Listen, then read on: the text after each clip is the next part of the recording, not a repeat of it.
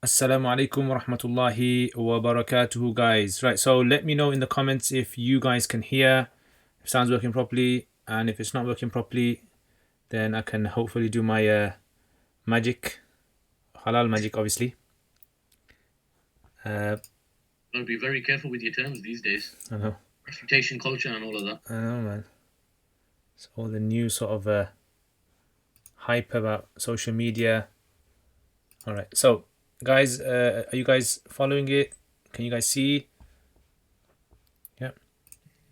My eyesight's pretty bad, to be fair. Specsavers, bro. Specsavers, bro. It's called Specsavers. Alright, 1 second. I don't know. There's no one responding on my YouTube unless there's something wrong here. That's what happens when your subscribers give up on you.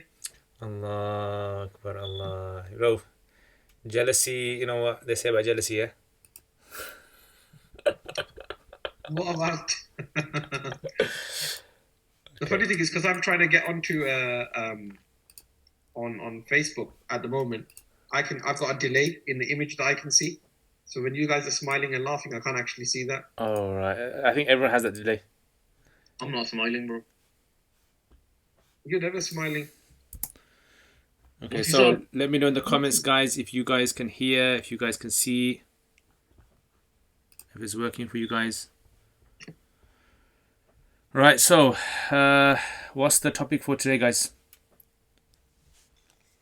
What's the topic about? For today is the topic that you posted in Mustasab. MashaAllah. Is that much rocket science that went into it? Yeah, so it was regarding problems in our communities. Yeah? Yeah. Is the YouTube working? My YouTube just kind of vanished for some reason. Yeah. Is it working? I'm just going to check. You want me to check for you? Yeah, I'm just checking on my phone if it's because on my computer for some reason it's just. We have gone live on Facebook as well. Yeah. Okay, so everyone can see, everyone can hear. Everyone's saying it's fine. Can never give you up. Allahu Akbar. And Mullah, bro, you have just said a statement there which means that one day you will be on our podcast, whether it's in this world or if it's in the hereafter. Yeah, one of those ones. Yeah, you will be with us. Right, so the topic today is problems in our communities, and because we are all grown-ups, I think it's okay if we sort of like touch upon problems. I know some of the problems are going to be issues which are going to ruffle a few feathers, but you know, like this. So the topic today is problems in our... Allah Akbar. One thing I hate the most after Iblis is listen to my own voice again. Is that what waswasa sounds like? So topic of today is, like we said, problems in our communities. What are the problems that we have in our communities? And yes, sometimes, I think as experienced adults in our community, we know there are problems, and there are more problems that we can never tackle. But I think the first step to tackling any problem is awareness. Yeah, we need to show awareness of it. One thing I hate the most after...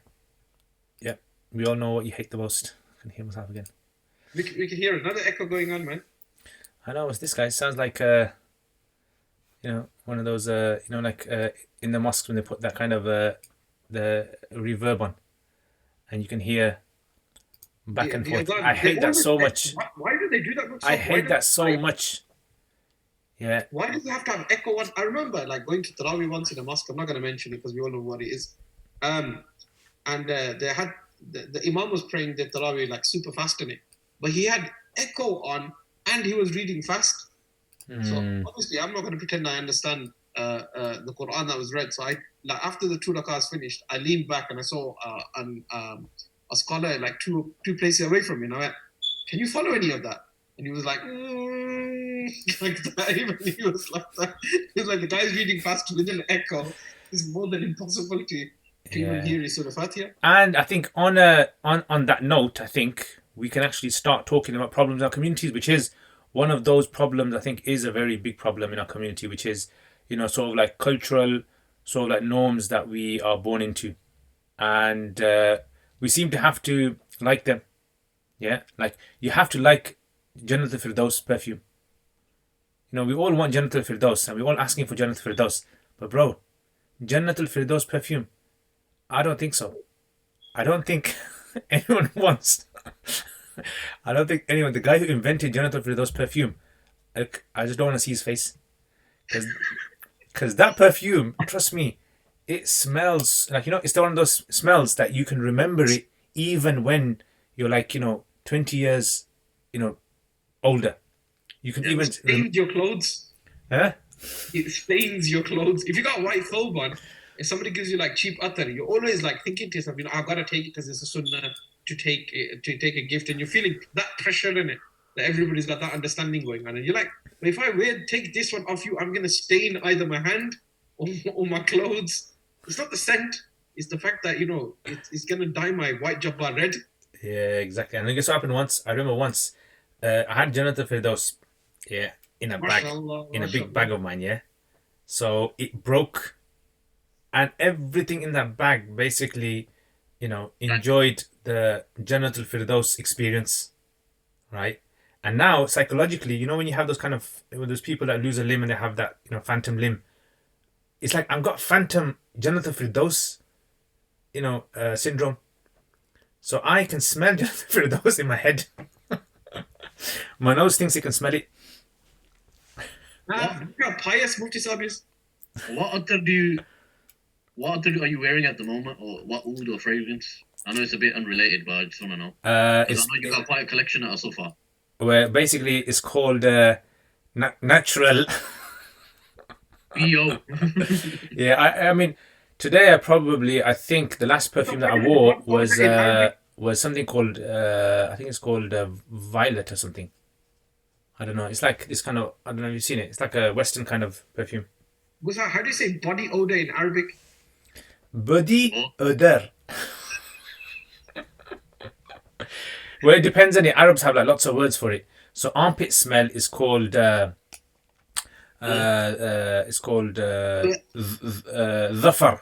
Dhafar. You should call it after range, Is that your cousin's name? Altaf. Zafar. Wait. We know what kind of nationality Zafars are from. All right. There used to be Zafs. Remember Zafs by JC? Is that still open? Yeah, it's still open. It's had about 10 facelifts since probably we remember it, but yeah. Has it like it's red now. changed its it being name green. for legal reasons? Has it changed its name about fight? Yeah, like you get the zero hygiene ones and they change the name to something else. You get another zero hygiene one, and yeah. So I think problems in our communities are many. One of the problems is, for example, like this sort of issue with regards to hygiene. Yeah, restaurant hygiene. I'm not too fussy about restaurant hygiene. Yeah, as long as to me I can't see any rats running around. Yeah, I don't really have a big issue. I can kind of last. Yeah, but I know people who will probably just see, for example, like a small stain on the floor or something, and that's it. That's like the end of, that was the nail in the coffin for them, for that restaurant. I don't know. What are you guys? Are you guys particular about hygiene 5? Are you only into hygiene 5 restaurants, or can it be hygiene 1? So, like, if you understand how like the hygiene points are awarded, sometimes it can be the place is like really nasty in it, and you shouldn't really like animals, like dead animals shouldn't be in there. Forget dead animals, like living ones, right? It's really really bad. But sometimes they get marked down on scores because the guy hasn't done paperwork. Yeah. Like he hasn't measured the temperature on the fridge, or he doesn't have an audit on that. Yeah, but I don't think he's gonna get 0 for that. Come on, man. No, I don't think they get 0 for that. I think it's less. I think it's like a 2 or a 1 or something. Yeah, I think 0 is like if they don't mass keep property, record, isn't I'm it? sure they get a lower score. But when you go abroad, I keep saying to people like your tolerance for these kind of things goes completely out the window.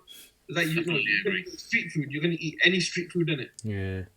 You don't know if he washed his hands, that week. Have you seen that kind of? That's saving you sometimes. Have you seen that meme that's going around, where it's like they got this kind of lady or something, and the guy who's making the sandwiches. Lady or something. Yeah. I can't exactly remember. Yeah. So basically, she goes, "Oh, the sandwiches taste a bit different," and he goes, "Oh yeah, because of COVID-19, we have to wash our hands every, 5 minutes." Don't worry, the flavor of our food. I've seen that meme. It says something like that. Don't worry, the flavor of our food will be returning to normal soon. Yeah. But I mean, it's a bit funny, but at the same time, I think this is a kind of problem which people overlook, and then it does kind of like overspill into other things as well. Yeah, you got hygiene, then you got the idea of in Islam you're supposed to be very clean. And people quote that thing, "Oh, you guys, our backsides are cleaner than you know, your hands or something." Those kind of like when people that used to kind of be a bit The same guy derogatory that towards says non-Muslim. the same guy that says that is normally the guy that also says when it's namaz time, I'm bleed. Sorry, I can't pray. Is that another one of those kind Do you of? remember that? That's a funny one, isn't it? My Scars. clothes are elite. What have you done that your clothes are elite that you can't pray? I say always get that excuse like, bro, I can't play. Why? Because I'm bleed. Well, they didn't say I'm bleed, and they used to say different description. Bleed. No, I went to the toilet and I had to stand up. That's what the excuse is to do. Man. Let me put my lights on, guys. But That made zero difference, Mufti Saab. I bought these lights here. You know how much I bought these lights for? £3. Yeah. You bro. splashed out, huh? From China, bro. You got them as well? £3. No, I didn't get those for £3. With food, Mufti house, Saab. my house looks like I've got Christmas decorations going on. Yeah, go on, Naveed. With food hygiene, sometimes the places that look the grittiest, serve the nicest food. So it just depends. Like there's a place, I'm not going to mention the name, in Bradford, but it doesn't look appeasing at all. But they make like the best like chicken masala in the world. But more than that, the one thing I don't get is the Muslim predominant areas, the biggest problem I see. And I think sometimes people that own restaurants, they share a fair blame of it as well. But it's not just that, it's the rubbish in Muslim predominant areas. That is probably like a massive issue. And takeaways. Like I remember a few years ago, one of my friends actually suggested going to Country Road and contacted all the businesses saying that, if you literally give us £2 a week, we can hire like professional private cleaners and they'll pick up all the rubbish. This was the same time. Do you remember when the bin men went on strike? Yeah. People didn't want to part with that £2 just to look after their own road. Like, you do business there. People come there all the time. Like, the appearance of your shop, it plays a huge part. If there's loads of rubbish outside the shop, chances are you're going to think that, I don't want to eat here. But people don't think like that. And our area, like, I've seen people do it. Like, even brothers with massive beards, they're literally, like, littering is a massive problem in our community. I'd say that much at least. Especially in the areas where I like Spark, Brook, Smallheath, Spark Hill. Them kind of areas, definitely. I know you guys, you live in the castle somewhere, like, especially Altaf. Altaf lives on a private road somewhere. He's got Altaf has a helicopter landing pad on top of his house. Yeah. Doesn't everybody agree, Mufti Saab? No, I agree. I mean, I think, in the 90s, for example, there wasn't that much rubbish, Why was that? In the 90s, you don't see that much rubbish around as you do see now. Maybe there's people who are using more plastic nowadays, people eating out more. There's I mean, like recycling. We never heard of recycling in the 90s. What was that? That was like a new kind of modern thing that was only done by rich people. Yeah. And it's like our kind of like people don't even know how to recycle, right? They don't even know the concept of recycling, the idea of how important environment is, the different types of plastic you can recycle, you can't recycle. Most people only recycle. Well, I know Guji's only recycle because it saves them space in the bin and they can throw more away. So you get 2 bins in it. You can put more in the other 2 bins, so you can fill up the other bin. That's the only reason you recycle, innit? It's got some value to you. You don't recycle because you're thinking of the good of the world all the time. But you should obviously think like that. But I'm just saying, innit? Yeah. And it says a lot about the area. Like the way people perceive Muslims when they go to a Muslim predominant area. Imagine the only thing that they remember is rubbish. And it's not something that is a problem in Birmingham. Even if you go to other areas outside Birmingham, whether you go further up north or even in London, certain boroughs in London, they're a lot dirtier than other boroughs. And funnily enough, the ones that are quite dirty, even if it might be a slightly more affluent area where the houses are bigger, they're like semi-detached, but they'll still be rubbish. And yet you go to a non-Muslim area, even though it might even be a council estate, you might see less rubbish there than in a Muslim area. Do you think it could be because a lot of like Asians or migrants, they still don't see themselves as British? No, Whoa, seriously. I think whoa, like this, Whoa. like for example, whoa. yeah, fatwas are gonna start coming out. Yeah. But it's the I mean, if you look at, for example, migrant sort of like trends, how migrants sort of like do things. Yeah. There's a lot of trends you see them. So, for example, like when it comes to migrants, you'll see things like they work very hard, hardworking people, Yeah. right? It's like if you look at the average kind of Gora kind of sort of like mindset is the guy, he has a little backache, he won't go to work, he knows the kind of routine. Whereas This is the part of the podcast you cut out. yeah, Just let you and know. then Where did you get that? What's that based on? This one? so and then you get the kind of like the migrant worker who's like, no, you got to go work because as in maybe it's because they So work. I don't know, Musab. I'm telling you, that one. I know. I'm not putting a sickie, right? Goes across every ethnicity.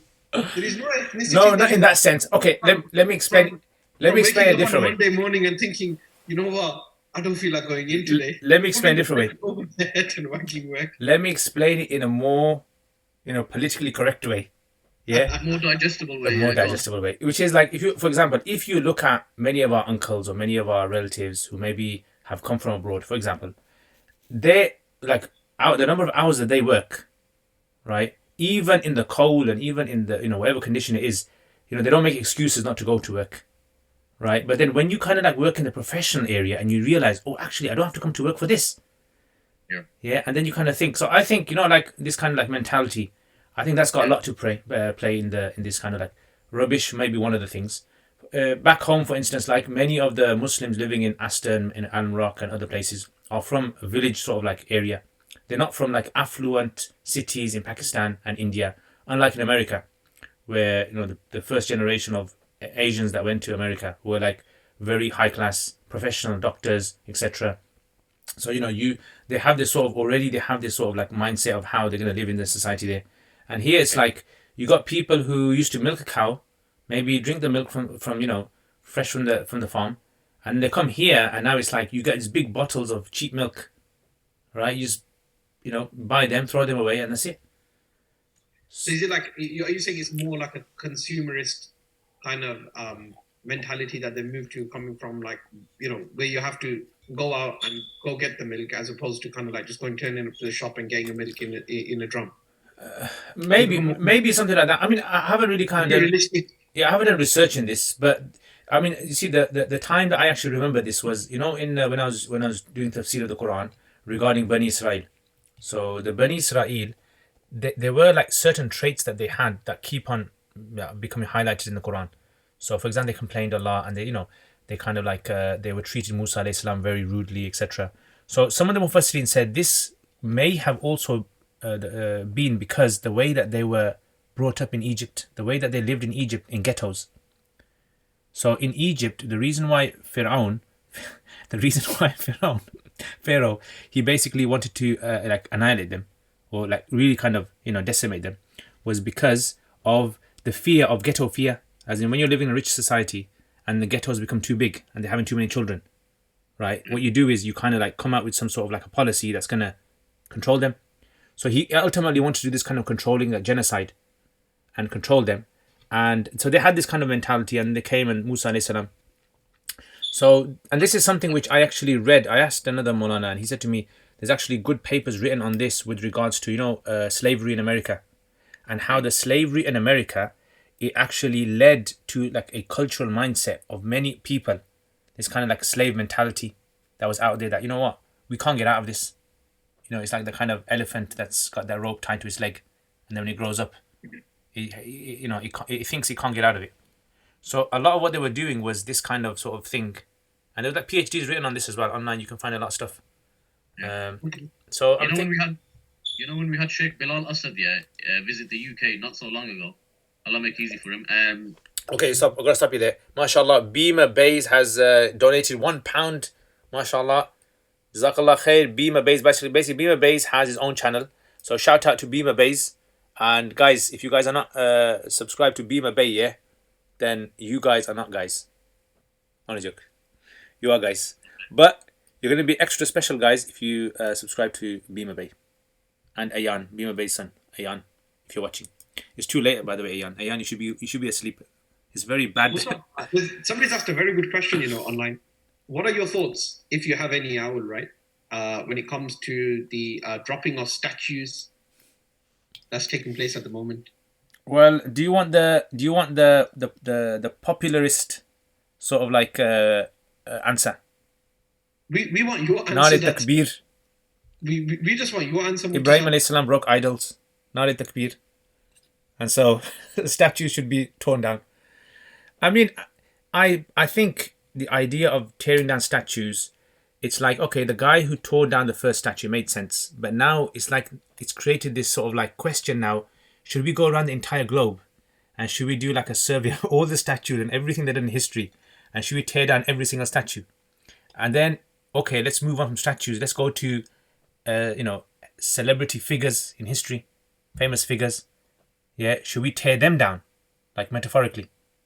Yeah, and this led to, this guy sent me a video today about atheists and ex-Muslims are using this against Sahaba and the Prophet ﷺ. Yeah, and they're saying stuff like, you should, anyone who's got the name Muhammad should take down that name. Because the kind of, things that apparently he did. Douglas Murray. Yeah, did you see it? Yeah, sorry. Douglas, right? Yeah, and see, I mean, so it's like for Muslims now, I think the problem is when you get into this kind of like, join the bandwagon of destroying idols.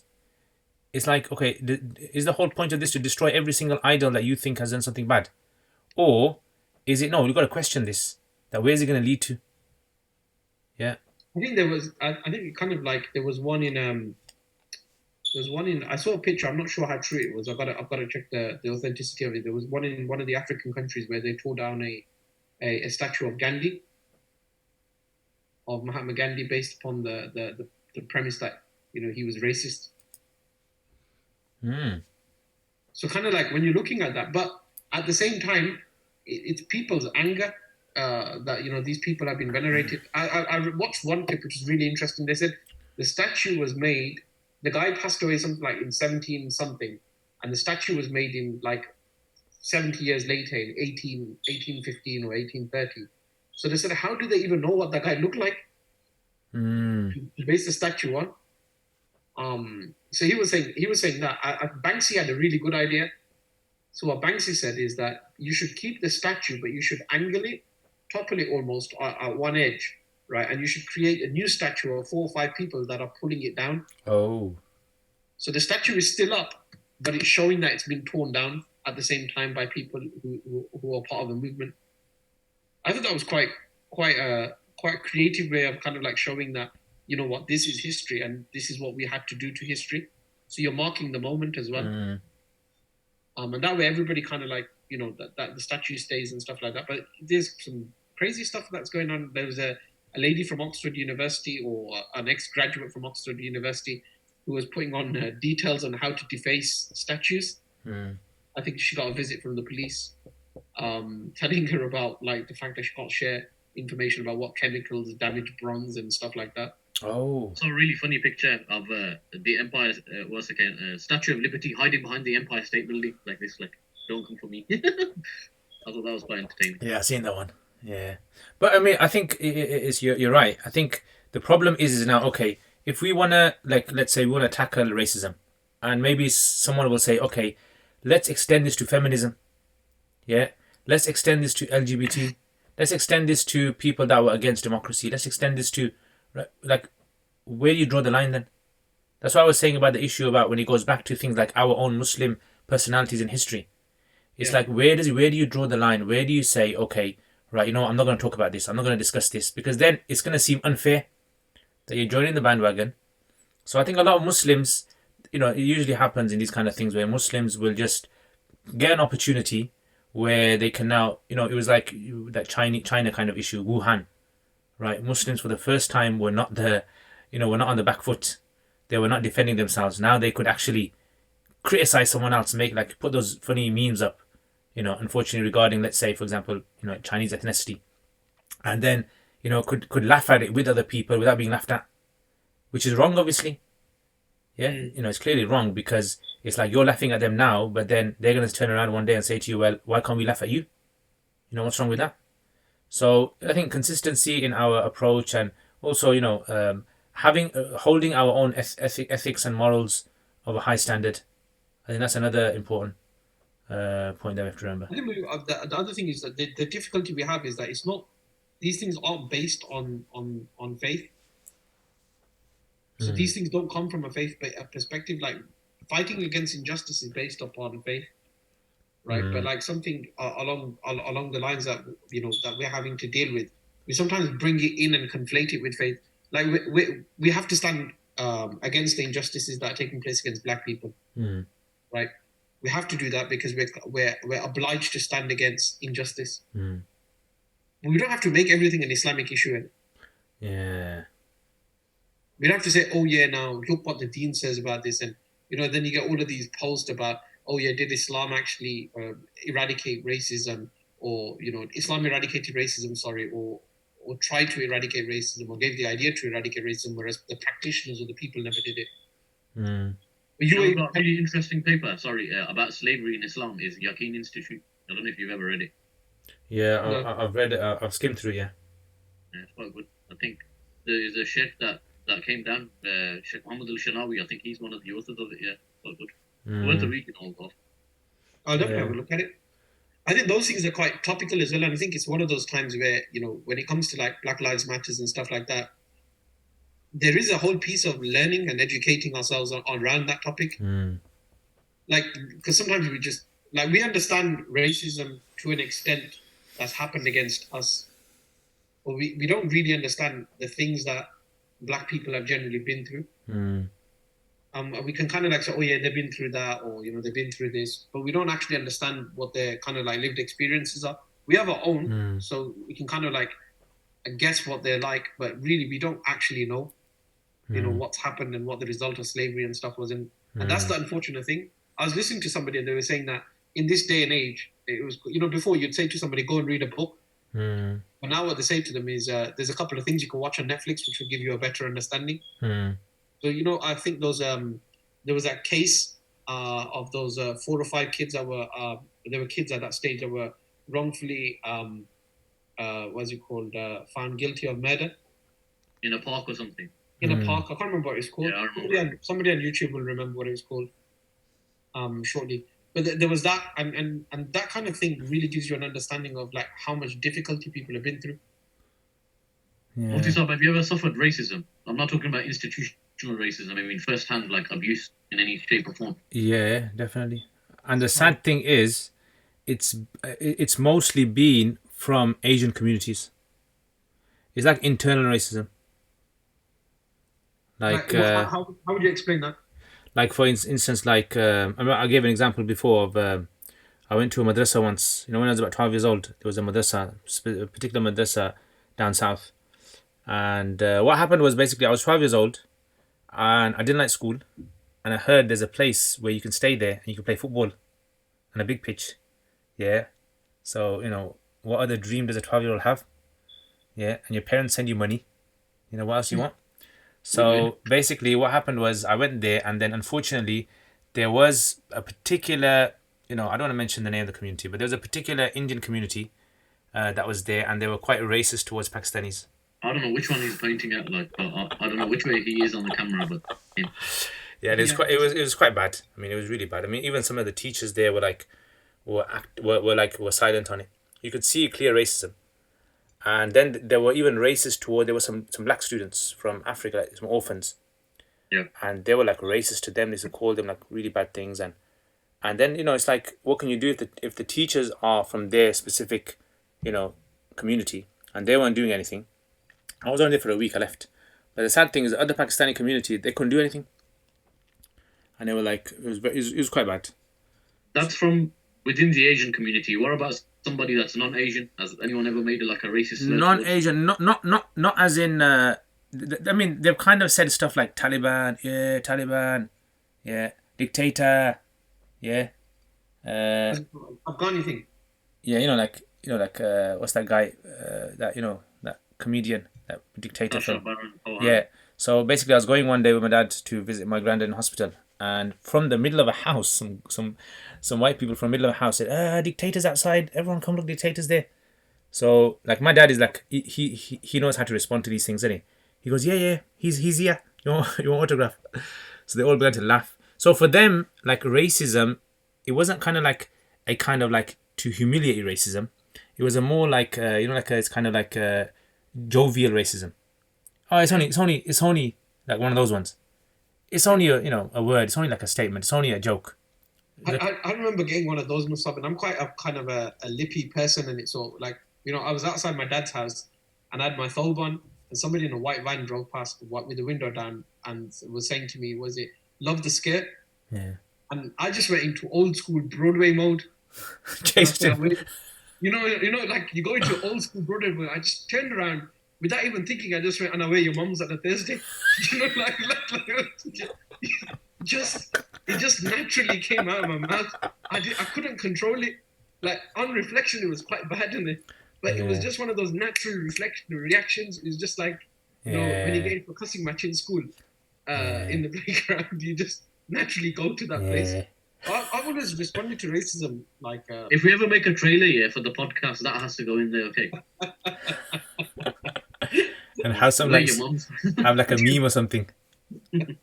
Yes, but yeah, I mean, I don't think I've experienced racism like I see on the media when like women in scarves have been abused or like that kind of stuff. I tend to pick on vulnerable people anyway. To be honest, I've had one or two encounters. I think one famous one was quite on the internet when Tommy Robinson and his band of merry men, they were on Stratford Road. They held this massive cross and they're walking and they were terrorizing people. That sell phone cards and there's little kind of stands that the old elderly Asian men have, and they're asking them questions about this and that. Obviously, these guys can't speak a word of English. And I remember that was one encounter. But in terms of almost a physical encounter, we were in Blackpool once, me and my friend, and then we just had a fish and chips. And I remember it was getting dark. It used to get dark really early. And there was like a group of doormen, about 4 or 5 of them, big guys. They're like, "Oh, Packy, this, that," and they're speeding. And like, obviously, there's 2 of us. So we kind of just walked at a fast pace towards like a crowd, thinking that these guys might get put off, but they just kept on saying what they were saying until I think they turned off wherever they needed to go. What other stuff within the Asian community? I've seen the racism, not myself, but I've heard of it. Like it's prevalent in some cities and stuff like that, and it's not just. You can't blame like one community for it. Yeah. Bangladeshis are racist towards Pakistanis. Pakistanis are racist towards Bangladeshis. And then the Gujaratis. Not all of them. Not all of them. Disclaimer. Disclaimer. Not all of them. Yeah, I think actually. I mean, Mufti Saab, is it fair? Is it fair that obviously some people are going to think different? Like, can we hold somebody responsible and how? Like, I know what the answer is anyway, Mufti Saab, but. It's a little. MashaAllah. Nav knows the answer. Asking the question for them. People have animosity towards someone because of the so-called crimes of their ancestors. Yeah. You understand what I mean? Yeah, I think I understand what you're saying. It does happen. This kind of like what do you do? I mean, people have scars. Their families have been through things because of certain communities or like past rivalry or past abuse or whatever. And it's like I've seen it happen as well. I mean, I know what you're talking about, but yeah, it is unfortunate. These kind of things do happen, but again, the problem is like Altaf was saying, in the beginning. It's like we have to address these kind of things, whether it's Black Lives Matter or whether it's within our own communities. End of the day, here's a problem that we're gonna have to face, and the consequences of those problems might even be seen 10 years down the line, 20 years down the line, and then that's when these things start surfacing. That's when we're going to say, what? Why didn't we educate but how do we educate? We don't even know. I mean, I'm thinking to myself, how do we, what's the solution for the Black Lives Matter problem? Okay, we're going to raise our voices now. But then in the next 10 years for a plan, what is it? What do we do? Do we rewrite the history books as it was? Do we, cohesion? Do we live in more, I mean, I predominantly in the past lived in a Asian black community. Yeah, Handsworth, right? So, we used to have friends, black friends. We used to have Asian friends. We used to have, Vietnamese friends, different backgrounds. we didn't see that kind of like problem, but we saw problems like, for example, if I remember, because of Crime Watch UK and because of the way certain communities were portrayed on there, people used to come to our area and say, "Oh, you know what? Is it okay if I leave my car open or locked, or you might get." And I'm thinking, bye. Just because you guys have drives in your areas and you guys park your car in your drive and right, our areas are safe as well. Just read Ayatul Kursi. Ayatul Kursi will protect you. But yeah, I think there is racism. We all know there's racism. There's no sort of like avoiding that. But the problem is the problem is next. How am I gonna resolve it? If I give a talk in a mosque, right, and I say to people, for instance, there's no racism, and the committee doesn't allow any specific community to be a member of that committee for whatever reason, whether it's because they don't want a particular race, or there's a particular mosque as well that they don't allow, that in their constitution it's written they don't allow a specific ethnicity, Asian ethnicity, to be the full-time imam. They allow him to be a part-time imam, but not full-time. Now, whether that's for racial reasons or whether that's because of some sort of like There's weird reasons. yeah. Wallah's waleen. No, seriously, this is something some people don't know about this. Yeah, But some of the masjid Musab, the reason why they do it, or the reason why they say they do it, right, is because they want to protect the mosque. That's their excuse. Preserve their cultural heritage. Yeah. I've seen mosque constitutions, right, that say that you have to be from a specific part of India to be part of this mosque. It's not like. Are you from that part? I'm not really sure, You're British stuff. You're British. That's what I said in it. It's like they said you've got to be from a specific part of India, and I was like, but I'm from Aston in Birmingham, where I was born. Yeah. But I can't use the Aston too much now. I've been away for a few years now. Yeah. So I think. Where do you live now? Four Oaks. Huh? Where do you live now? Four Oaks or Little Aston? Oaks 4. There's a guy that's joined in it. He's got the funniest memes ever, but I'm not even going to mention him now. He's just His name starts with an M. I'm telling you, some of his memes you're allowed to share, and some of those memes you just have to scroll past really fast. Is he from Canada? No. He's I think he's from Canada. And Naveed's trying to do a clever one there. He's trying to like hone in onto it, filter it all out. Yes, on Facebook, you can see who's joined.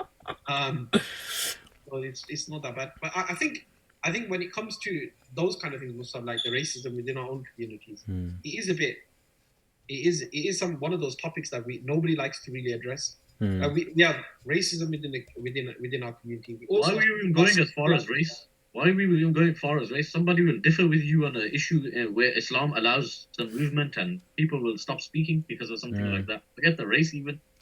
I think people, if they don't conform to your ideas or your select group of friends, if you share a particular thought pattern, all of a sudden these guys are off it. Stay away from them. We have this problem everywhere. And that's a lack of education. I think it all boils down to education. Do you think that's dying down, or do you think basically I just don't care anymore, so none of my friends do it? I feel like it's dying down, that kind of hatred. I don't. I think it's evolving. I don't think it's dying down. Depends what you mean by dying down. Left field here with that one. I think it's evolving because now people are taking onto social media, and now they have access to, like, for example, sectarian issues that we have: Deobandi, Brailvi, Salafi, these kind of things. It's like I have live streams, and sometimes someone will bring up the old Deobandi card. You're a Deobandi, you believe this and this. It's like, oh, are you serious? Are you like really serious? You're gonna go into this kind of issue and you're gonna start, randomly just saying things without any sort of like clarification on an issue. And I'm thinking to myself, this guy, whoever's saying this, he's a human being, obviously. He must have a job. He might have a wife. He might have kids. Now imagine you are kind of like, inculcating in your kids this sort of like mentality that, what, that guy's Wahabi, yeah, don't listen to him. That guy's Brailvi, don't pray behind him. That guy's Salafi, The kids are just like, like sponges. They're going to absorb everything you say. And to them, religion is going to be about avoiding deviance. Yeah, for many people, that's the pinnacle of their faith, is to identify yourself as the true, actually the 73 groups, the one that's the what's it, salvation. And so then people find that as maybe, I think they find social media as a way of identifying that, like when they say, ex-Muslims, Yeah. why are they so active for against Islam? Like if they had no care for Islam, if they don't believe in Allah or, whatever, why are you so active in trying to convince people that Islam's wrong? Just forget it and just carry on with your life. Yeah, just, go to the pub or do whatever you like. Can I ask you a question, Mufti Sab? Yeah, go on. Talking about social media, we obviously come from a generation where you've lived at least 15 to 16 years without internet, haven't you? Or having internet in your household at least. Internet might have existed, but you have to maybe go to a school or a library or whatever for it, yeah? Yeah. Do you think that the rise of social media and, all this exposure and everybody's on their phone all the time, do you think the number of extroverts and introverts is affected by something like this? Do you think that Probably. where maybe at that generation we had more extroverts and now people are more introvert? Or do you think that because everybody's displaying themselves on the phone all the time, that the way that people behave has changed? I wouldn't say extrovert, introvert. Sorry, Altaf. I wouldn't say extrovert, introvert. What I would say is, I think social media has given people more confidence behind the screen. I think this is a scary thing. This is where you have someone who doesn't give their true name.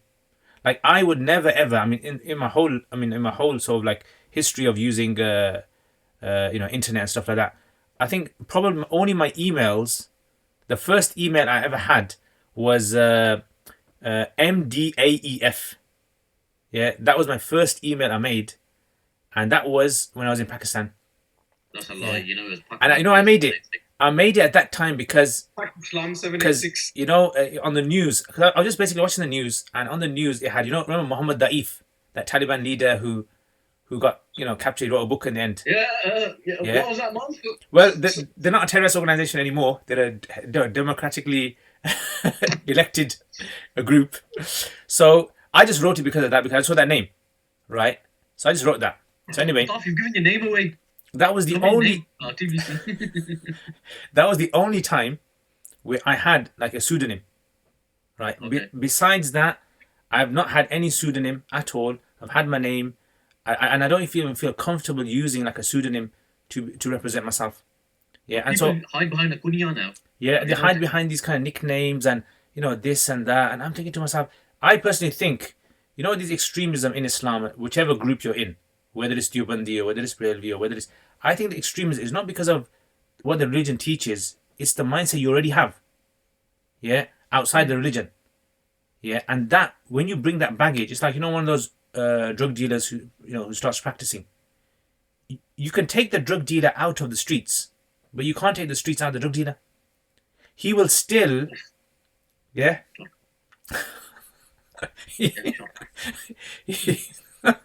He will still, when he speaks, that, for example, if he comes to you, he will still speak like on the streets. Like his way of Islam is still that kind of black and white way, right? That he doesn't want this kind of like ikhtilaf explained. He doesn't want this kind of like gradient. He doesn't want this kind of like difference of opinion. He just wants this kind of, is it right or is it wrong? I don't want to know anything else. Those are his traits. Those are his personality traits, and he just carries them over into faith. That's it. And so it's like, you got these people who are coming into practicing, but people can't differentiate between personal character and between I don't know what the word is. It's like you're sort of like adorning yourself with Islam. I think there's two different things. So when people see someone with a big beard, and they think, mashallah, this guy must be really practicing. Yeah, and he's got kind of like, showing himself as tough bodybuilder. And they must be, this guy must be really practicing. Yeah. And so it's like, that's not really kind of a good representation of Islam. Yeah, I mean, if you think Islam is all about how tall you are and how long your beard is and how, then, your understanding of Islam is very superficial. It's a very superficial understanding. And so I think, going back to what you were saying about I think it's a lot of these kind of like, online kind of like this online platform, and it's getting worse. It's never going to get better because online has never been designed to better society. It's always been designed to make more money. Capitalism, isn't it? Capitalism is never gonna bring something, a person to the right path and show them morality. It's always gonna TikTok. Look at TikTok. People thought, Facebook was bad when it first came out. Yeah. People thought TV was bad. Yeah. And then when internet came out. They thought internet was bad. Then TikTok will break down the fabric of society. TikTok is going to be something. And the thing after that, the thing I'm worried about is the Like thing the after miserable TikTok. old uncles that used to talk about Facebook Yeah. in exactly the same way. Yeah. Guys, man, this is just the way that it's moving, and you gotta just embrace it. You gotta start making some TikTok videos. I've noticed something else as well. I'm gonna sound like a proper old man saying it. You know, the generation like we're in our 30s now, yeah. You could possibly put any of us guys in it, even though we might not speak Urdu to the best of our ability or whatnot. You can put us with any age. क्या कह रहे? Yeah. क्यों? You know, you'll be able to engage with them in some capacity. In that, I've There's a seen. line for it. There's a word for it. You have now become we call in our family. You've now become an uncle by. Yeah, Uncle Bhai. You're now in that grey area where you get called uncle and bhai in the same breath, and you can chill with both groups. Uncle's gone. Where's Uncle gone? Uncle's back. Uncle's gone. If you guys can do I it, was saying, so can I. yourself, what I meant was like, I know at the end of the day, if I'm sat with someone elderly, yeah, even though I might check my phone maybe once, maybe if I got a message or something, but I know that they're gonna be more bothered about me being buried into my phone. So out of adab, yeah, I'll put my phone away and I'll engage them in conversation. When I see the younger generation now, they couldn't care less. You could be sat there, there could be somebody that's like doesn't like you're the only form of like conversation or entertainment for this person, but yet you're buried into your phone, and they won't Show me engage with the respect. elderly person at all. Like East is East Indian. Show me some respect in it. That's what he wants. Yeah. And So okay, you know, so are you saying we should we should eradicate internet? no, I'm not saying that at all. Then what? I'm saying That's a Well, I'm jump, saying- man. Man. That's a I'm big saying jump. we've come from a dying breed. And I The think reason I'm there's saying that is time. because you know what happened. I You'll gave a never be talk once, living innit? breed. I gave a talk once, and this was in your mosque actually. Yeah, My mosque. My mosque. Masjid Umar. So I gave a yeah. talk, and in the talk, I basically mentioned, look, you know what? If internet's not gonna bring you any sort of like benefit, productivity in your life, then don't waste your time on there. This was like I gave this talk about 8-9 years ago, right? And I saw this talk on the internet. No, I'm joking. And then guess what happened? And then this guy came up to me afterwards, elderly man, yeah, and he was an ex-general from Pakistan. He was like in Tablighi Jamaat. He pulled me to the side. He goes to me, "You shouldn't be telling youth not to use internet." He goes, "They need internet." So I, out of respect, I just said, "Okay, inshallah, I'll remember that." Yeah, but then another guy came to me. He goes, "What's wrong with this man?" He goes, "You were saying that you should control how you use it. Just put limits on it, right?" And this guy is just jumping to conclusions. So I mean, that's why I asked you this question. That should we eradicate internet? I don't think we can eradicate internet anyway. We can't There's like go too into much- like Mad Max, world where we get rid of everything, go back to. Everybody keeps mentioning it as like a really important film that will help my religious belief or No, because something. isn't that what you kind of think of when you think of, oh, you want to go back to the Sahaba's age, where you think, because that's the kind of like mentality. And when I was first practicing, I used to always think to myself, why don't we kind of like go back to Sahaba's age? Why don't we have like a village or something where we only have our sort of like kind of practicing people, and we have a masjid there, and we grow our own things. That kind of when you. I can't link the what you call it to the internet. But what I was trying to get at, Mufti Saab, is do you think that adab is disappearing, and do you think the internet plays a role in that? That's what I'm trying to get at, basically. I don't know. Do you know what you were saying now about introversion and extroversion before? Yeah. Like back in the day, like when we were younger, right? When we were younger, you had to be an extrovert to be the guy that spoke, or the guy that, or the person that was able to articulate their opinion, right? Or to just say what was on your mind. If you wanted to say what was on your mind, you got to be able to say what's on your mind, in it.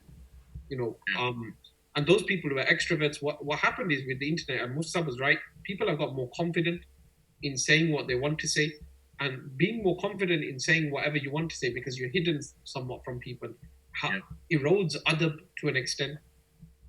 Because two things, you can't give adab online because it's very difficult to convey your tone on Facebook. Like you might just be doing, most people look at their phones like when they're preoccupied, and it doesn't say when they're on the bus, but most people look at their phones, right, when they're preoccupied and respond to comments like that. they respond to comments on the flip. Like, they just quickly respond whilst they're doing something. Now, if you're going to respond when you're doing something, right, your tone isn't going to come across as you mean it to be conveyed. Mm. So you're going to think that I don't have any respect for you, but it's like, bro, it's not that deep. I just responded to your comment. And what we consider other, I think that changes as well over time. Yeah, I thought you actually had a good point there. Actually, I was, this point about and humanization, dehumanization. Yeah, the modern world is going towards dehumanizing things. It's designed like that, right? You have a individual, and then you have a character, or you have a number, you have a community, you have a network, those. And I think one of the things the Prophet ﷺ used to do, he used to name his personal possessions. So his personal possessions, his animals that he had, like the mule that he had, camel, he used to give it names.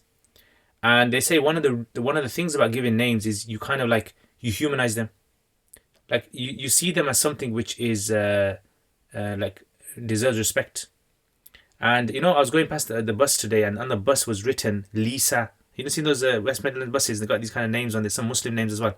I don't know what that's for. Is that because they knocked someone over who's called Lisa, and so now they got it like as a? That's an interesting theory. That's an interesting theory. Is that because like compensation or something that to redeem themselves, they have to write the name of their victim? He is left fielding that.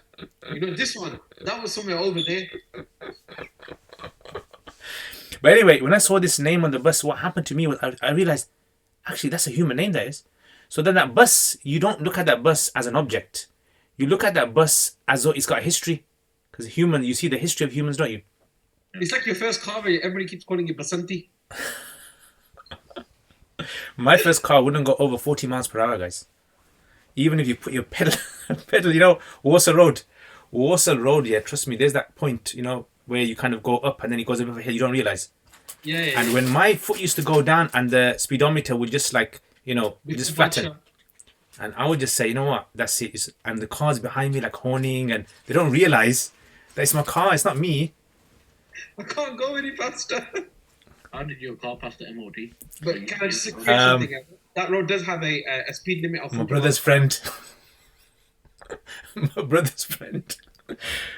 My brother's friend's MOT place. Okay, Musab, I got a change of topic, but a question for you. Something big just happened. I'm looking at pictures of you at the moment. Go on. Have any of you ever been into gaming? Kind of. I mean, I have phases. The problem, me, I'm very competitive. PlayStation 1 was out, yeah. I'm very competitive. So I can get very sort of like, angry. Are you a sore loser? I'm not sore loser, but you know what? I will go all the way to the end. I'm a kind of guy, like if someone on the street picks a fight, I won't even think about it. I'll probably end up in the fight. Then later on, I'll regret it. I'll probably get beaten up and put on life support. Are you the type of person when you're playing Monopoly, you literally, like, you run out of money, you take your kameez off? No, not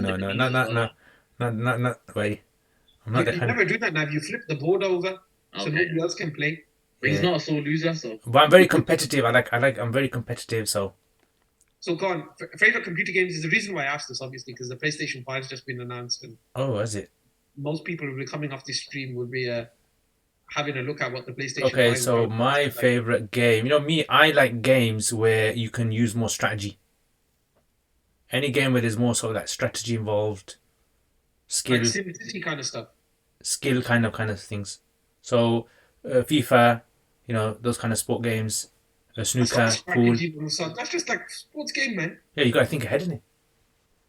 Huh? You got to think ahead. It's not one of those kind of like you just have strong powers and that's it. You can. I don't like those 80-hour games. I hate those. Those are the proper strategic games. The last one, Metal Gear Solid. Metal Gear Solid is good. I love Metal Gear Solid. I love Tekken, bro. Tekken. I like Tekken. Yeah, definitely. Tekken. Yeah, Tekken 3 in particular was my favorite game. I used to collect Mega Drive games. I had about 153 Mega Drive games. Whoa. So I used to collect them only about 10 years back. Then I got married in it, so I don't have any more. But I had about 153 games. I still got a Mega Drive brand new box. Do you remember Alex the Kid? Yeah, Alex the Kid. You can't forget that. Alex the Kid in Do you remember what was that game called, man? Golden Axe. Revenge Mario. Mario. Yeah. Yeah. But you gotta have all the consoles. Like I Game went Boy. to Remember Game Boy? Game Game Boy. Boy, You just sit there Game with the Boy, light, Dreamcast, put the light Dreamcast. on. The Master System, bro. Yeah, I had a Yeah, Master System as well. I had that. Master System, Mortal Kombat. What was that? You know, Master System. What was that game that used to come free with it? That ninja one. Revenge of Shinobi. Revenge of Ninja Shinobi. Gaiden. You're kind of like you're first person, and you're going around and you Ninja can see. Gaiden, I think it was called. Something like that. On the Master System. Yeah, Master System. I used to remember, only game that I remember on the Master Strider. System Was it Alex, Strider? No. Alex the Kid. No, it No, was. there was a few different options. You know what I used to do? I used to go college, and then on the way from college, there used to be W.H. Smith, and there's a magazine section where they used to have gaming magazines, and sometimes you get a free, like a trial version of a game demo. So I used to buy the magazine for the demo, and I said, you know, I gotta try this demo, man. And on them days, it felt so good. You know, you can't afford the proper game. PlayStation 1, right? The demos were on PlayStation 1. Bro, PlayStation 1, yeah. I'm not even going to go into the criminal activities what people used to do, but they were Chipped Chip ones, chipped it. Chip the game and swap the discs, Japanese. like, Remember those Japanese ones? Your friend used to have like a Japanese version which plays. NSCC version. Okay, so Musab, I'll tell you a joke. So where do you think I bought my first PlayStation from? From a car park. Nope. Online. Nope. PlayStation 1, this is like 90... Oh. 98. Okay. Let me guess. A computer fair. Nope. Okay. Atlas. Nope. From your Mine is country. what? Japan? No. India? Nope. What the hell? Dajjal? Closer. Go Oh, on, my school first beans. PlayStation 1 from Makkah. Wow. What a deviant. I was on Umrah and we were meant to come back to the UK. My dad was going over for my mum's treatment to India Okay. with the rest of my family, and so me and my brother were coming back to the UK. So my dad bought us a Mega Drive, a PlayStation, and we had they used to call it a chip PlayStation, but we had like a Japanese version. So we were able to play like real funky. The games were completely different names in it. Like Resident Evil was called Biohazard 5. Oh. Don't ask me why it was called Biohazard. Yeah, it's probably for legal reasons. It's like, you know, Vauxhall Astra. I think in Europe they call it something else. Opel. Opel, yeah. Yeah, so that's why the only reason I asked is because obviously the PlayStation 5's out, and I'm already saving up for it. Yeah, How much is it? you know, I people have no people idea, ask me man. why don't I do like gaming online? Like, you know, the people that watch these games and get into that kind of stuff. But to me, it's like, I don't know. I mean, I have to get into a game. It'd be so funny to watch it. I would pay to watch your game online. Yeah, I think I probably won't be able. I'd have to do lots of editing afterwards. I'd have to. One of the problems of the Muslim community is the people that we seek knowledge from. They play computer games. You know, It's gonna be like, because the computer Abu- games, the way that Abu- the whole computer game angle was, it's a waste of time. Abu Sparkhill will be like there. Then His fingers are just about. yeah. So anyway, so I think okay, going back to what we were saying earlier on about the problems in our community. Okay, I think another problem in our community is problems with regards to education as well. I think this is one of the biggest. Although I think there is a change now where you have lots of people who are investing in their children. In the past, it was just like, my parents. The only thing they kind of knew was doctor, accountant, and I mean, I wanted to become an archaeologist. Right? I want to become an archaeologist. Yeah, because I like these kind of things, field work and You like Indiana Jones? That's Indiana what it was. Jones, and like digging up these kind of like ancient sort of like things.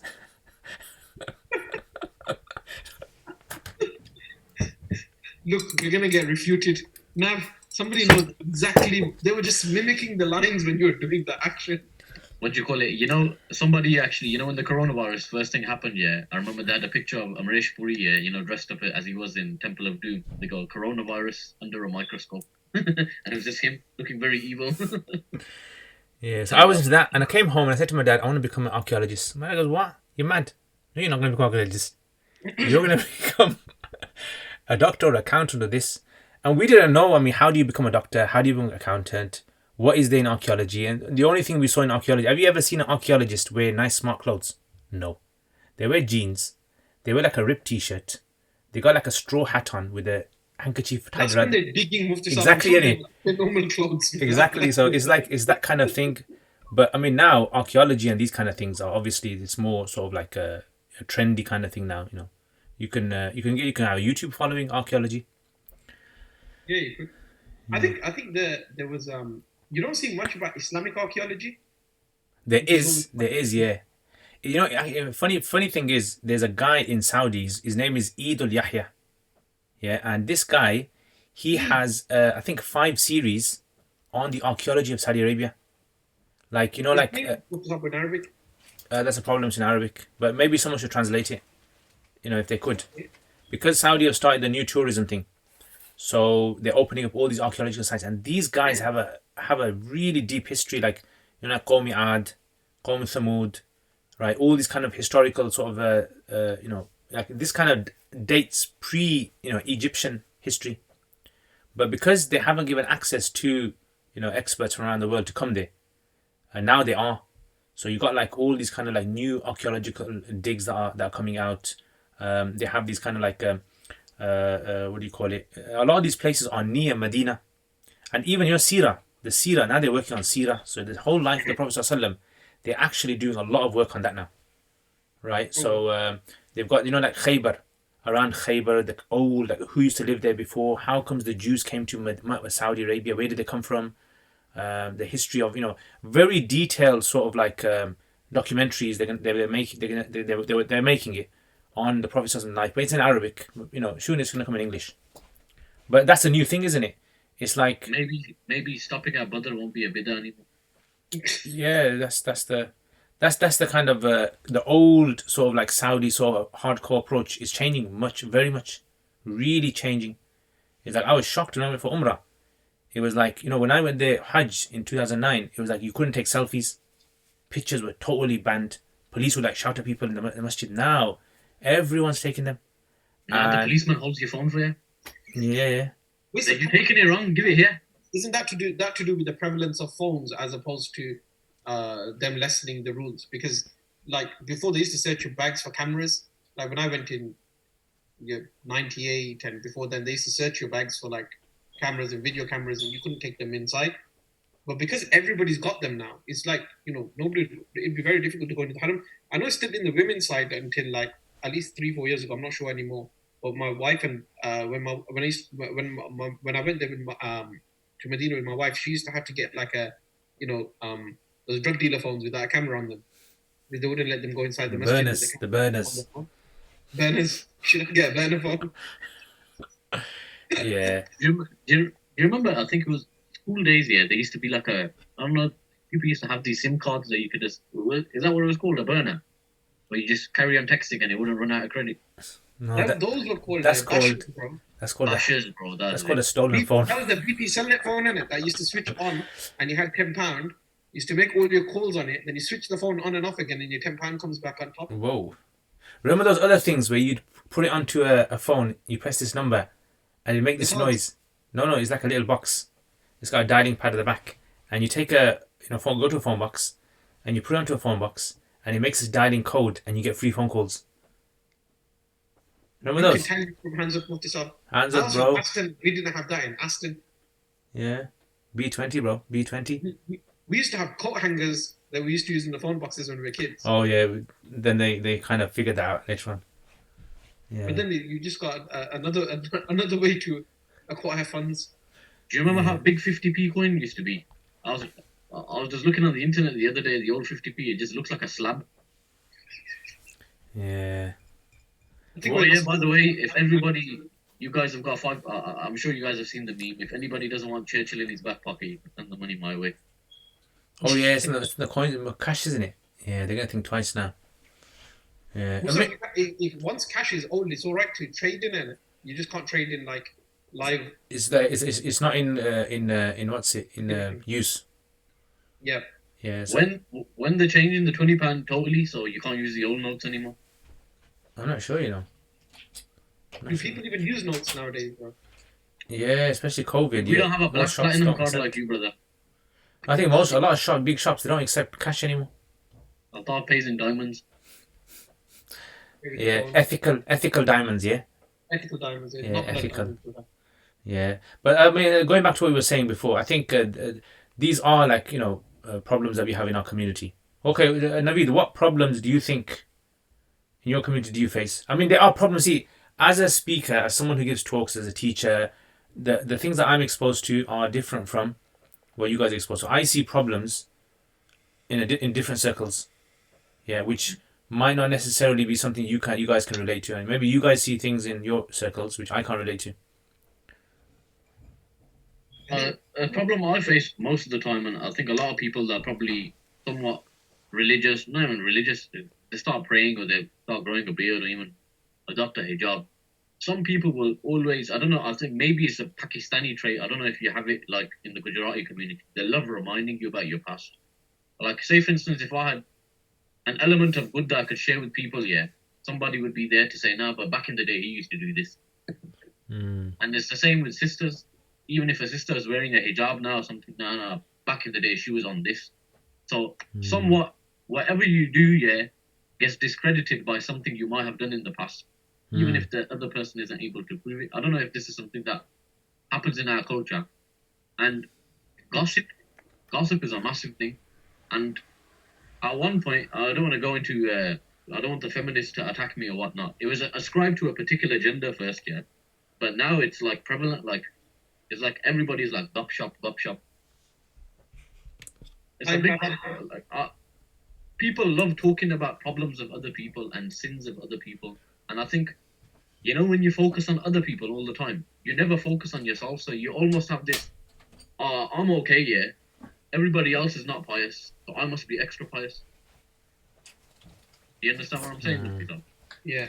Is that? I mean, is that because? But I guess that's not just restricted to our community. That's just a general problem people have in the wider community. Possibly. Maybe because we live in very close knit communities, we kind of feel the backlash of it more than others.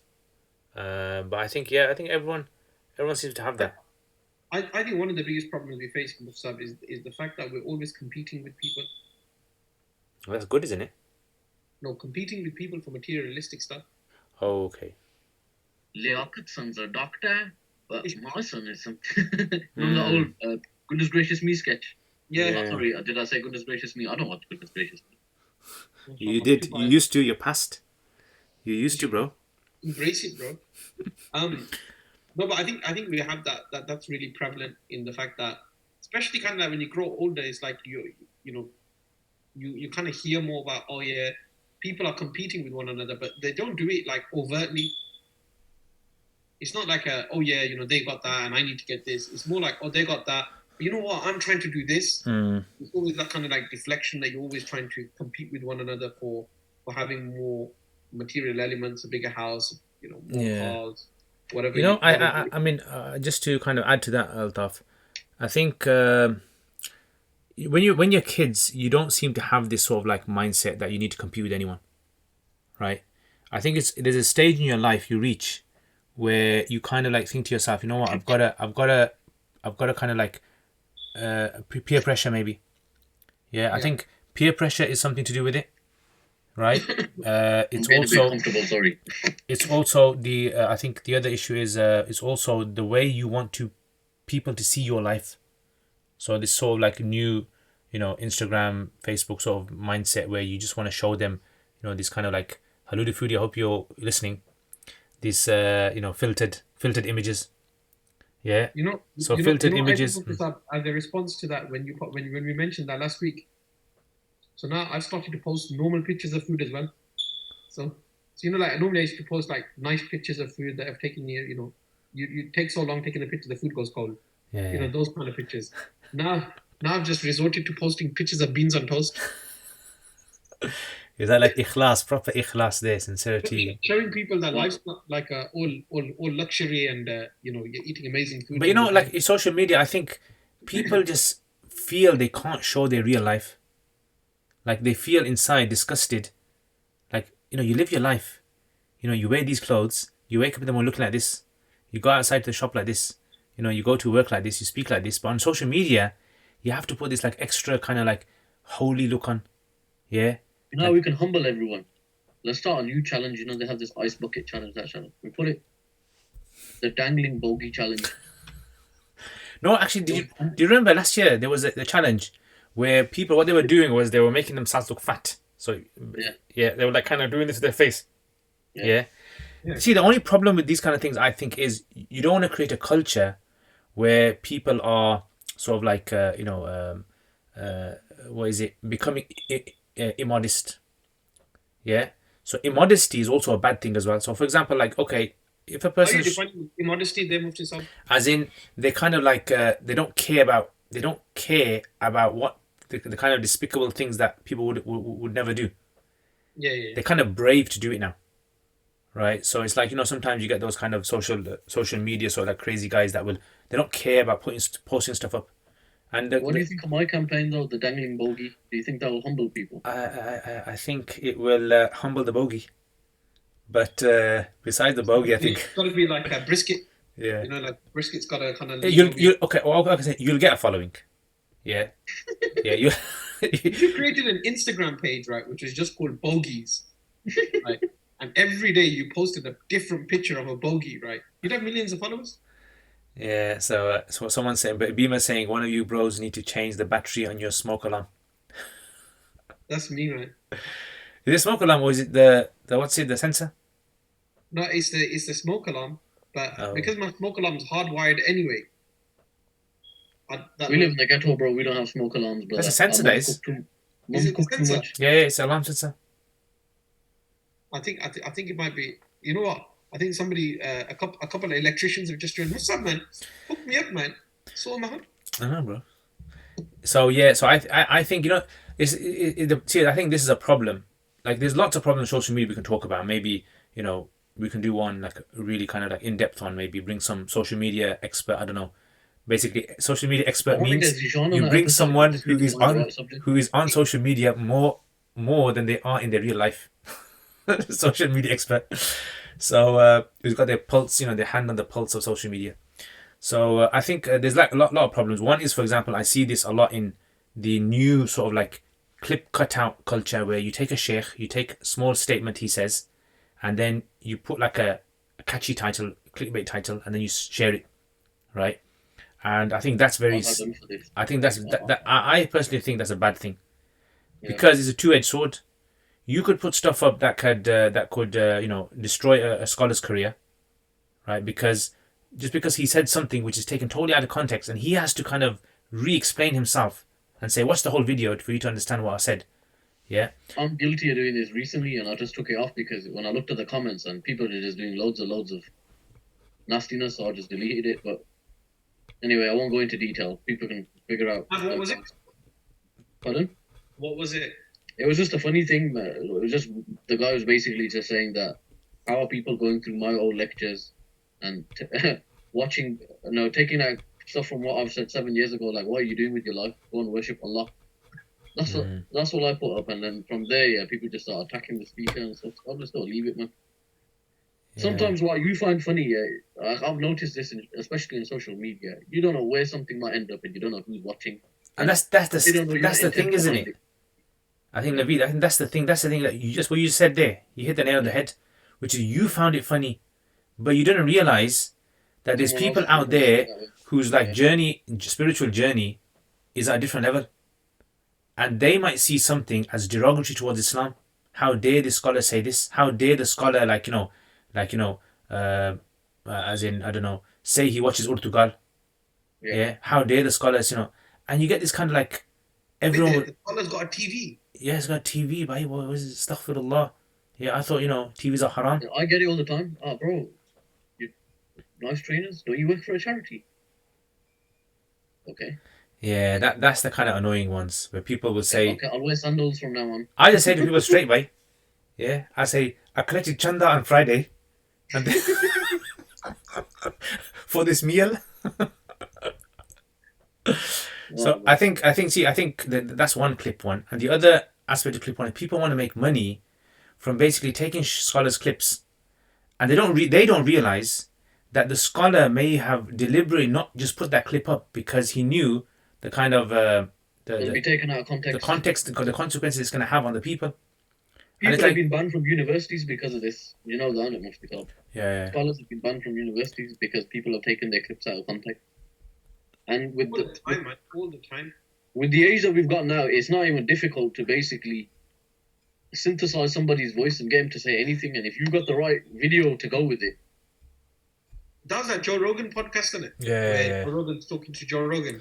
yeah. And it's a new thing, which is going to be where humans cannot. Like at the moment, this is what that guy, Yuval Harari.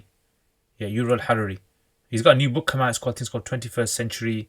I think it was 21 lessons in 21st, something like 21 lessons in 21st century, something like that. It's a new book. So he basically says in his book on what's that book called, recent book they wrote, he says in there, at the moment humans can tell something's fake. Like at the moment, like we can tell something's fake. He goes, slowly technology is so advanced that humans will not be able to tell something's fake anymore. Like remember this 90s, you watch a film, Power Rangers for example, you watch Power Rangers, you could tell it's fake, but it was just so enjoyable to watch. So you weren't watching it because you thought it's real. It was pure entertainment. But now the kind of movies that are coming out, it's like most of them are, digitally, what's it? Have you ever watched a movie, Mufti Saab, that you watched when you were younger, right? And you thought, wow, this is amazing, and the graphics are amazing, and you watch it now and you think, what the heck is this? Yeah. Sinbad movies. The other one. What's that other one? The other Exactly. one where those I forgot what it's called, man. That, what was it called? Greek, the Greek, like the old kind of Greek. Clash of the Titans. Clash of the Titans. Remember how old that was? You could tell that's fake, like when they kind of like do that. Yeah, you can see the strings. Yeah, but that's the thing, isn't it? It's like now people are living in a society where you can't tell fake anymore. And now the problem that's come now is people, they don't want to get out of this fake lifestyle. They want people to see them as a fake lifestyle, right? And they just want to carry on living a fake lifestyle, living this fake sort of like spirituality, right? That Make it till you make it. yeah, if you put up like this seems unhealthy anyway. Like you're putting up 5 pious quotes every single day.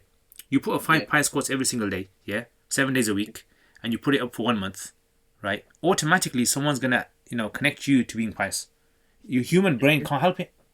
They'll associate you. This is one of the reasons, Mufti. So I'm sorry to interrupt you. Is I stopped posting a lot of the stuff that I used to normally post. I used to think, people can benefit from it, and I had the intention, everyone's going to benefit from it. But really and truly, people just hold you on too high of a pedestal. One thing I definitely don't do. If I meet somebody that's got, somewhat of a following or whatnot, I'll go above and beyond not to post the picture.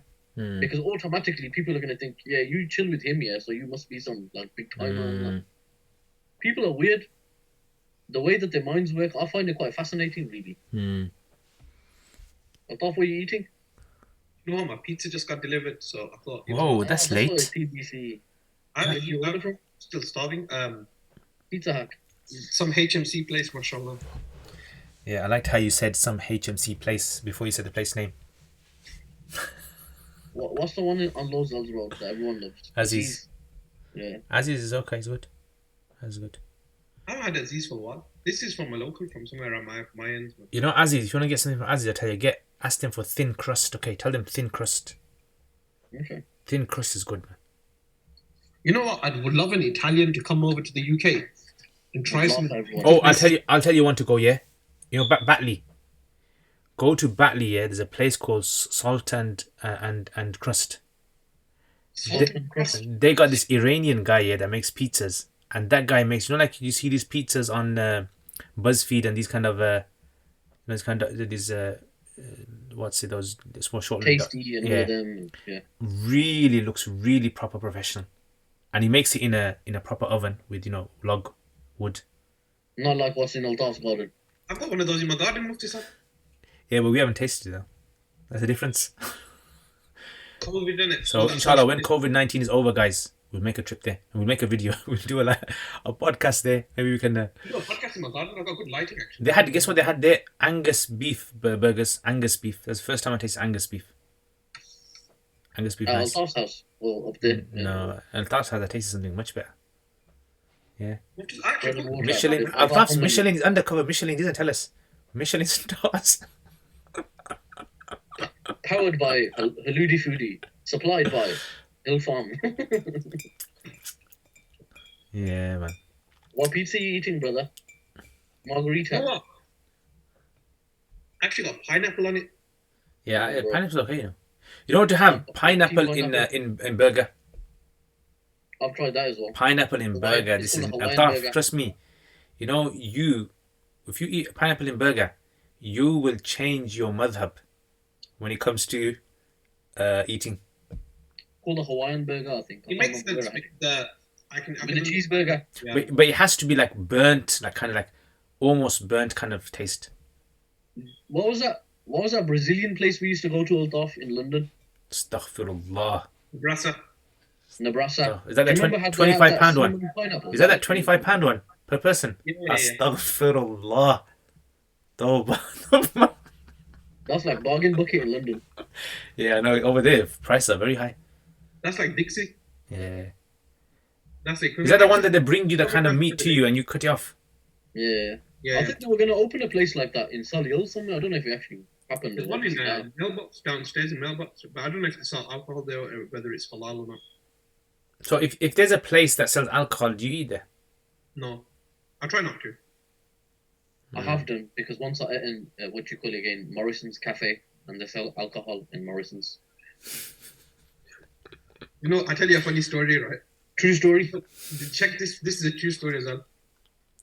My cousin was one of my cousins. You know, Fahim, Hmm. right? So he used to live in London, and one of the days he woke up and he goes to his wife, "Get ready, love. We're going out for breakfast. Whoa. We're gonna go out for a really nice breakfast." She got ready, bichari, and ready for breakfast. His missus did. Got ready for breakfast, all changed and everything, really ready. Walked across the road, went into Morrison's, and made the breakfast there. Morrison's do a nice veggie breakfast, you know. But yeah, Veggie the only point thing of- about the only thing about these kind of places is that kind of contamination, cross contamination issue. No, I'm definitely with you. The only reason I go to the Morrison's here because there's a Yemeni brother that works there and he just tells you how it is. Oh, He's like, okay. "Oh, is it It's legit?" quite funny though, like when you look at Mackey's and places like that in Small Heath and different places, right? You know, everywhere else in the world might be haram, but the 100% of the Muslim staff that work in Mackey B's, right? They were like, nah, bro, we never mix the fish, bro. We eat it ourselves, brother. Why would we do your Yeah. Which one's this? Mackie Smalley? The one by what's it? Conshod. You know, everywhere else in the world, yeah. You know, if you go, Wait, you wait, have now, to wait. give the disclaimer, yeah. Give the disclaimer. Like, please do your own tahqiq on Yeah, no. halalness of I'm Mackey's. just having a general combo. Normally, yeah, you'd go to another McDonald's and they'd have He's gone to Mackey's. they have loads of Big Macs and cheeseburgers, and you end up waiting longer for the filet meal. I think Small Eat McDonald's, they have loads of fish fillets, and if you order anything other than a fish fillet, you have to wait for the burger. Okay. You know, I think it'd be interesting to see like a survey of how much Muslims really care about. Like, I know they care about eating halal, but how much they really care about this issue of cross contamination. You know what? Because people take it to the next, like the molecular level, and those guys are like really difficult to live with in life. They No, go, right? oh yeah, you know, there's a chance that it could have cross contamination, and I'm like, dude, I've worked in kitchens, right, and at shops and coffee shops, right, where this takes place. In some situations, yes, you know, cross contamination definitely happens, and in some places, right, these guys are so strict about cross contamination. They use different benches, different members of staff that are making the vegetarian stuff. Yeah. Different Vegans, yeah, made things easier, innit, bro. I think the introduction of the vegan life has made people more careful with food Yeah. and cross contamination in general. Yeah. They don't do it for the Muslims, obviously, but for the vegans, yeah. I agree with you, Naveed. I went to its bed and breakfast, and the lady who runs the bed and breakfast asked her, I said, the breakfast you guys make, because they had like a menu in it. Like in the morning, you go for breakfast, and they give you a menu. 1 second, I'm just gonna come back. So I said, they had a salmon sort of like dish, and I said, do you guys do cook it in the same pot? She said, no, everything totally different. The pork that we make, the bacon, is totally separate. We don't cross contaminate. Yeah. Yeah, and so I think a lot of these places, you're right. A lot of these places are quite strict. especially not just to accommodate Muslims, it's for the Jewish community as well, to some extent, Yeah. isn't it? Yeah, because I went to Palestine, Israel, Yeah. and they're not allowed to sell in the same shop. It's illegal by law to sell Yeah. in the same shop dairy products and meat. They can't. Even Muslims are not allowed to do it. No, Muslim shops, I don't know about that. So we went to McDonald's, right? Well, kosher, isn't it? So so we went there and we ordered a burger, yeah, beef burger. And the beef burger, I tell you, yeah, one thing, it tasted excellent. Phenomenal. Because you know why? Because the kosher meat has to be taken care of, Yeah, of course. right? So we said, where's the cheese? Oh, we're not allowed to sell cheese, but you can go outside on the road over there. There's another shop. Buy the cheese and put it on yourself. He goes, we can't sell them. There's a Palestinian running the shop. Wow. And you know that McFlurry? We go, do you have McFlurries? They go, yeah, but it's in the next shop. So they got another 2 shops of McDonald's. In one they sell dairy products, and the other one they can't. So and they don't, pizzas over there. Yeah. They don't have a pizza like we have. They have like a calzone sort of thing. Yeah. Yeah. I get what And you mean. it's just like very strange. They can't sell cheese, on these kind of pizzas. So when you go there, like when you go to the Like, airport, hungry, man. when you go to the airport there, trust me, the food is not appetizing at all. Because they'll have restaurants where they're not allowed to mix dairy products with like fish and meat products. On that subject, Mufti Saab, you obviously teaching Islam and like different sciences of Islam. How much have you studied the other religions, and to what extent? Or like, have you read the Bible cover to cover? Have you read the Torah cover to cover? Things like that. I haven't really read them in very. A Bible, I've probably read about 2/3 of it. Which Yeah. version? The Hebrew version. Okay. So I actually started learning Hebrew, and I started going through the Torah. Okay. So the first opening verse, Barisht bara Elohim hashamayim wal ard. That's the opening verse. Barisht, in the beginning there was, God created the skies and the earth. Yeah. So Did that's you come across Hebrew because of that? no, because it's a sister language to Arabic, isn't it? It's very similar. Very similar. It's like it's almost 60 to 70% similar to Arabic. Like the structure of the sentences and even words. Yeah, it's very similar. Extremely like similar. Hebrew Gurdans. Yeah, definitely. A lot of the words. So I know what you're saying. It's like obviously should scholars study these kind of like foods, not foods, these religions. Yeah. I keep telling you, you guys are hungry watching me eat, man. I know, bro. That's it. Comparative religion, obviously, they'll have to study it to some extent. So if somebody's going to go into that field, they'll have to, like, if they're going to compare, then you need something to compare it to, isn't like it? a Zakir Naik kind of level. I don't know a Zakir Naik level. Yeah, it would be good. I mean, but the thing is, I don't have time. I read the Bible once, King James version. Cover to cover. I'd say I probably read about 80 to 90%. I probably skipped some stuff. Why Some don't of you it read was it? Listen what to we it. classify as, like, you know what, I just skipped over that. I just thought, nah, I can't be reading this. This is next level. Just listen to it, boy. Audio on YouTube. Loads of people do it. The Torah is something I'm interested in reading. I've never actually read the Torah. Never. No, that is the first 5 books. The first 5 books of the Bible. Yeah. Is the Torah. And that's it. Huh? Full stop. And the Torah has 2 like commentaries on there. There's 2 like commentaries on there. And then there's like these bigger commentaries written by rabbis over the years. So the Torah basically, the difference between the Quran and the Torah, which is the Old Testament, they call it the Old Testament, isn't it? It's systematic. Historically, it's like goes through systematically what happened in the beginning. God created. So he goes through the creation of the universe first. Then he goes to Adam alayhi salam. But then he goes into so much detail about Adam alayhi salam. A lot of it, we don't know if it's true or not. It goes into like how old he was and how many children he had and how long he lived for. And then this child with this. And then, Nuh alayhi salam. And then this. And then it's got that story of, like strange, like dodgy stories in there. Lut alayhi salam with his daughters. His daughters fornicated with him. When I came across that, right? This is the kind of stuff that I thought, right, Jehovah's Witness, where are you? So guess what happened? Jehovah's Witness came to my house. So they came to my house a few weeks after I read this, and they said to me, the guy goes to me, he goes, do you think, he's a young guy, right? He goes, do you think that we will all be able to live on earth in peace one day? And I said, no. He goes, why? So he had this leaflet where there was like a black guy, Asian woman, white person, all kind of walking around with a line around them, as though everyone's gonna live happily together. He goes, no. And I said, he goes, why? I said, because look, if you think about it, I've lived in this community for so long. We can't get on with each other over here. How in the future is it that we're going to get on with each other? He goes, no, but don't you think God is going to make everything good, happy? I go, no, not in this world. He goes, why? Doesn't it? Oh, then he goes, doesn't it say in your book? And I thought, oh, this guy's probably like read one verse. So I go, where? And he quoted the number and everything like he did a Zakir Naik. And then he pulls out a Quran translation from his bag. So this guy knows he's going to a Muslim house. So he's like really prepared. So he pulls it out and he reads the verse of the Quran that, those who have been oppressed on the earth, indeed God will give them, a firmness in the land and will make them inherit the earth after. So, and then I said, okay, read before it. Can you read before it as well? Let's see what it says before. So once you read a few ayahs before, you realize, okay, then they're stuck. Then I go, okay. I said, can I ask you some questions from your book? Then the guy wasn't ready. He goes, yeah. I go, in your book, look, the strange thing about your book is I don't understand. It says there was a prophet of God.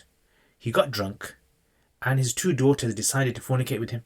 One daughter on one night, another one, they both got pregnant from their dad. Oh, that's strange, that is. He goes, yeah. I go, yeah, it's in, I think it's in Deuteronomy or something. Oh, yeah. And I said, yeah, I can show you it. And I put it out, and and I went to I remember the place. I went and I showed him. He read it, and he's like, yeah. He goes, but we interpret these kind of things. I go, okay, tell me this then. Do you think your book is the word of God? And then when he heard that, he goes, not really. It's not really the word of God. I think my book's the word of God. Yeah, so I said, look, it makes more sense to me to follow Quran because I believe it's the word of God. You think your book's not the word of God, so it doesn't make sense. Why should I follow your book? Then he goes to me, he goes, okay, but how can you guarantee your book is from God? I go, okay, let's just do a little analysis here. If you go around the world, how many people have memorized your holy book? How many people? Name some people. And he couldn't any. And then I said to him, well, our book, every year, in nearly every mosque, there is at least one person who memorized the whole, and he reads it to everyone. And everyone, the same book that's read in the mosque down the road, in Indonesia, in Australia, they read the same one. No difference. Even though we've got our differences in our groups, no one differs with this. The guy got stuck, and then you could tell he's flustered. And then what happened was, eventually he's like, he goes to me, yeah, take this pamphlet, and I'll think about what you said, and he's like, he felt you could tell. To get out of here now. Yeah, the guy really was, really kind of reconsidering like his opinions and things. And then, so what he's probably gone back, informed the boss, and then the boss probably said, okay, we need to send a specialist, to this guy because this guy is gonna cause us problems, bring doubt in our religion. And that's the other problem with da'wah. Whichever religion you give da'wah to, or you're from, you're always going to have this problem is you need to be fully prepared for what's going to come. Because if you're not fully prepared, if you don't know your stance properly, and you don't know who you're talking to, you're always going to get these doubts inside your mind. People have these. And I personally don't like debating. I'm not into a kind of debating kind of person because... I don't like debating. To be honest with you, I don't think I'll probably do a great job of it either because every time I end up debating, because... if I get interrupted by the other person and they make a point that doesn't have any basis or according to the principles that I've already set out in my head, I'll think that you're just talking over me now. Go back to the original question. And for us guys, we think that sometimes you're doing Islam a justice, but sometimes you're doing more damage. Yeah. And Coventry Road, especially, what they're doing. Like, I think it might be the Jehovah's Witness. I'm not too sure, but they walk around. There's 3-4 of them. One guy's giving out leaflets, and the other one's got one of them kind of what they call microphone things, one of the loudspeaker ones. Yeah, megaphones. Megaphones, sorry, yeah. And they literally stand they'll stand outside, that corner by Green Lane Masjid, and they'll do it there, and I'll be thinking, come on, man, why are you going to come to a predominantly Muslim area? It's like almost like, it's like you're poking them. Yeah, but you have to think about this, and you got to think, these guys think they're on the truth. Yeah. They're like fresh practicing wet behind the ears. To them, it's like a jihad. The biggest jihad you can do is go to a Muslim mosque and preach to them about... because they don't believe Jesus is the Son of God, by the way. Yeah. Yeah, and they got these kind of weird kind of like differences with other... So So sorry to interrupt you again. You know, I said I read the Bible. I always, for some reason, even though they say the Old Testament, I always thought the Torah, if I was to ever buy it or if I was able to read it, it differ from the Bible though, just because of their interpretation of it. Would I be correct in assuming I that? don't know. We'd have to ask someone who's a bit of an expert in this field. But I mean, from what I've read, Would it be good to get people on that would be able to explain their religion from their own perspective? why not? Why not? I mean, we're open to. We're open to. I mean, I have no issue on bringing Salafi on here, Brelvi on here.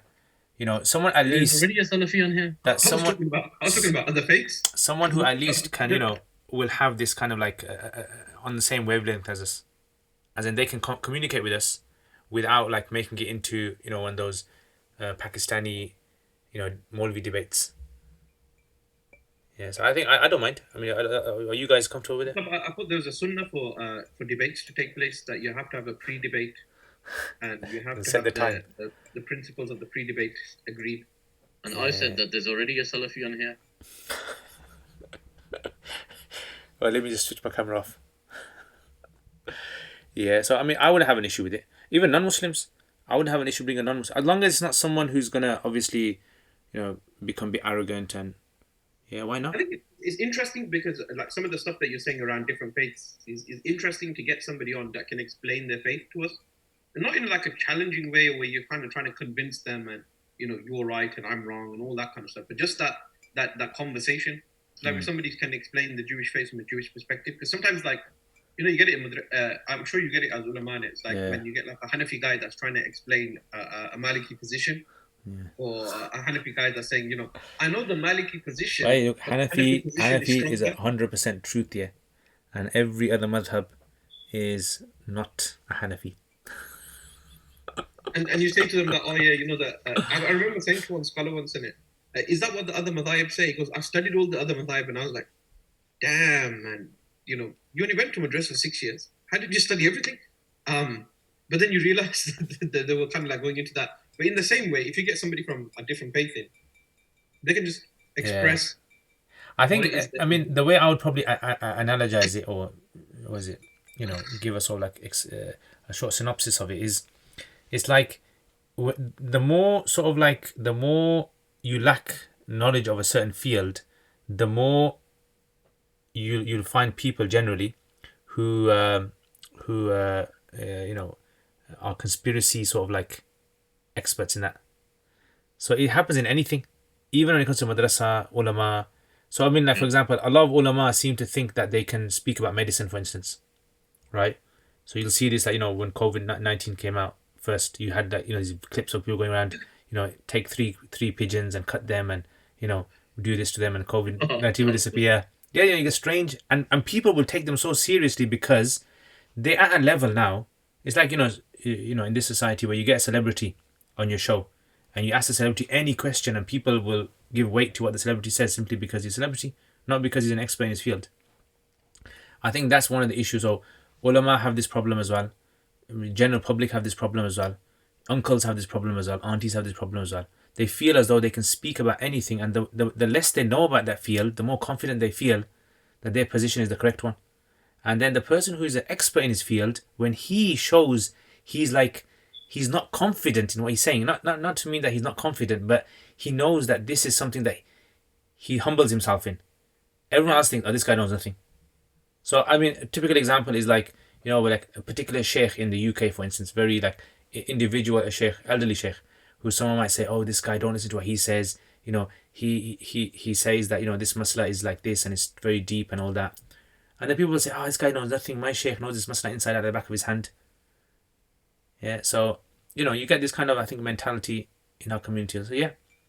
What you're talking about, Mufti Sahib, I think more than madhab, what really opened my eyes was when I was, not that I'm saying I'm some student of knowledge, but just Aqidah was especially the one, like anybody that teaches one particular Aqidah, they always like push it. Yeah, this is the haqq, this is the haqq. And they misinform.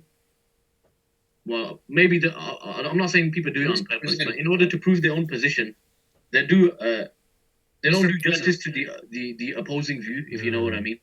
And sometimes it's better to go to the source and learn it. Now they misrepresent the position in it. Yeah, of course.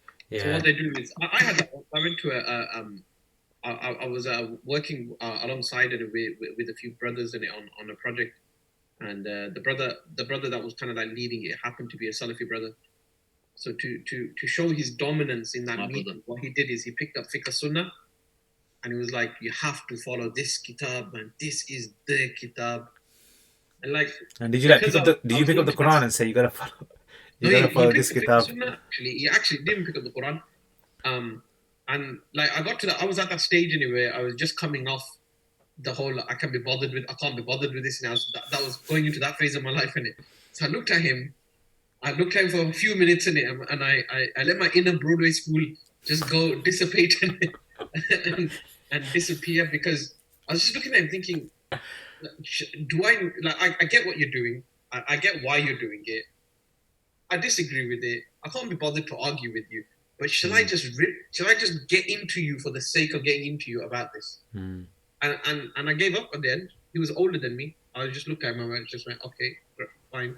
You know, if this is the cost of unity, then you know what? I'm happy. This is where you gotta weigh it out in it, bro. Like it happens especially when you're dealing with elderly people. If someone's senior than you in age, yeah, and they claim to know any subject, not even a religious matter, and they think that they know more than you, where do you draw the line? Out of other for them lot, that you stay quiet and you don't want to get into what they're going to turn into a debate or an argument. You just think, forget it, man. It's not even worth it. I'm just going to stay quiet and I'll let you bask in your ignorance. Sometimes you have to. You know me. You know the way I deal with these kind of things is, I mean, I don't care. no. What I used to do in the past was I was very sort of like tolerant, and I'd listen to what they say, and then I'll give them time as well. Yeah. Then as time went by, I just realized, you know what? Why do I have to give these people time for? Like, why do I have to kind of listen to everything they say and then say, you know what? But what about if you think of it this way? I don't have time for that. So sometimes I just say to people, look, you're wrong, right? You don't know what you're talking about. This is what it is, and I don't have time to debate. So sometimes on my social media, I'll have in inbox someone saying, oh, Sheikh, you put this quote up, but Sheikh so-and-so says this, Imam so-and-so says this. And look, I just kind of briefly see that he's trying to start some sort of a debate, and I think, I don't have time for this, man. If you want to talk, you should reach into your inner Broadway at that moment. I know, like MMA, bro. Inner Broadway. There's a senior sheikh here in London. I won't mention his name yet. Very prominent figure, mashallah. And I remember somebody came up to him. It was during Tarawih. My friend was telling me, I wasn't there myself, and he was telling me, and I know there's a typical behavior of the sheikh because he's quite funny as well. And they came over to him and they were asking him about, but in the 18 degrees, you had this position beforehand, and this happened, and that person. And the guy kept going on and on and on, and he kept on between I think they were praying Tarawih at the time. Between the rakah, every 2 or 4 rakah, he'd come and he'd ask him another question. To the point that the sheikh got a little bit irritated, and the sheikh was, recite Fatiha. And the guy recited Fatiha, goes wrong, start again. After about the 10th or 11th time, he goes, when you can recite Fatiha properly, then come back and we'll have this discussion. Okay, now for example, I understand what you're saying. I know exactly where you're coming from. But you see, if there was a lay person who is in that, they would see that Sheikh as being arrogant.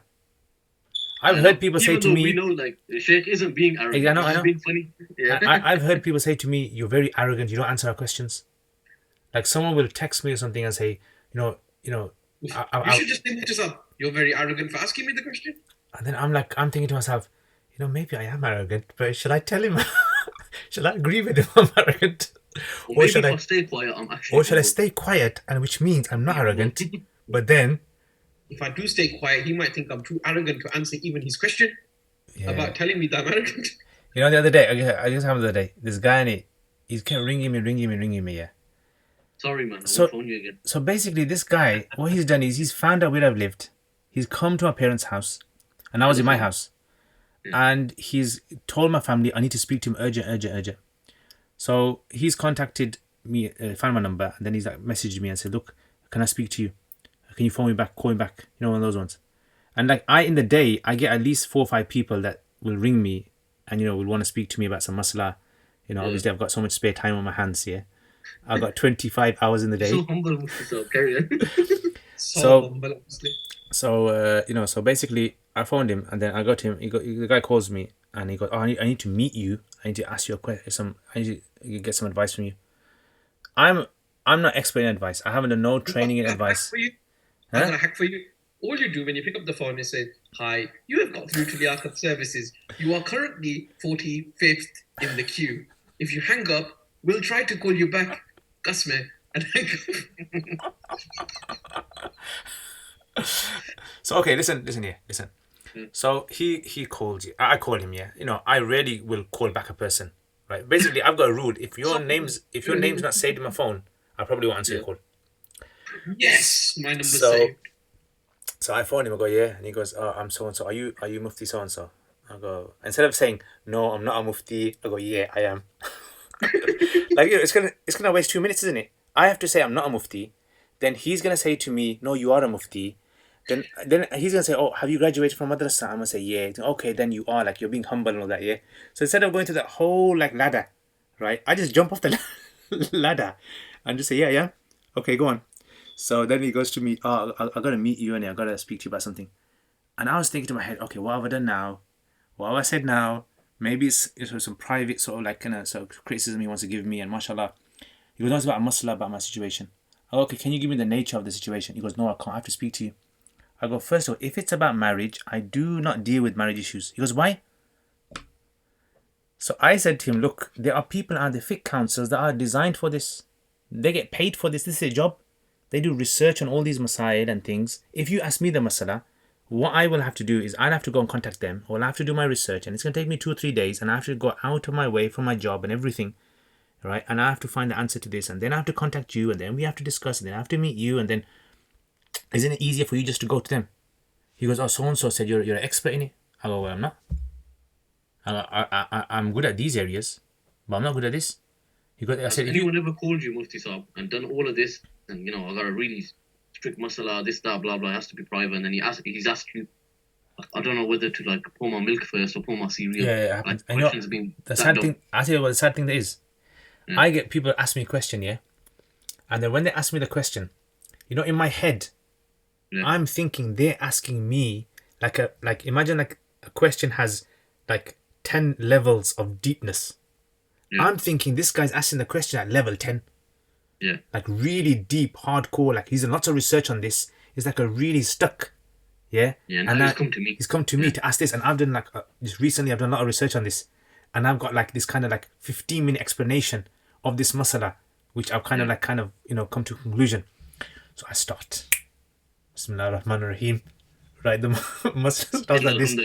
Originally, the Muslims came from here, and then slowly so and so said this, and this guy did a response to him, and I'm going on and on and on, and this guy's silent, and I'm thinking, yeah, oh yeah, and then after a while he goes to me, no, what I meant was, when you make a mistake in salat, do you just suggest how one side? Is the suggest how one side, or is it two sides? So I'll get so many of those. So in the beginning, I've got an idea for you now. I've been thinking of ideas. I'm going to buy a website name for you. It's on. called Customer Services. Customer. Customer Services. I think it works. I think it's such a catchy name. And basically, your motto is that if somebody sends you a message, all your automated message goes back is customer will answer it. That's it. You know just what? get the message. You know what happened once? There was a guy here. He goes to me. He asked me like, "What do you do in it?" Like, I go, "Yeah, I teach, and this is my job." And I go, "Yeah, people do ask me questions like in my spare time, free of charge, and answer people's questions." He goes, "Yeah." He goes, "You don't charge for that?" I go, "No, I don't. I just like if they ask a question." He goes, "You know what we do? Like his job. His job was like consultancy or something, and in some area like not Islamic. It was more to do with I don't know, accountancy or some sort of like private sort of high end job." He goes, us. He goes, like a question that you'd get something like that. He goes, I would charge £200 just to speak to the person. He goes, I charge £200 if someone wants to like consult me on a particular issue, just to kind of like the introductory sort of consultation. He goes, you do it free of Before charge. doing the research, that is. Then the research, the charge separate, isn't it? I go, I'm thinking, I've got lots of £200 IOUs from everybody. or I can go to their house and take something worth £200 and say, this is what you owe me, bro. Like how people there's the famous narration where somebody traveled X amount of miles to see Imam Malik, and Imam Malik said, "I don't know," to majority of the questions. What's like the worst response anybody when there must have come a time where you just said, I don't know.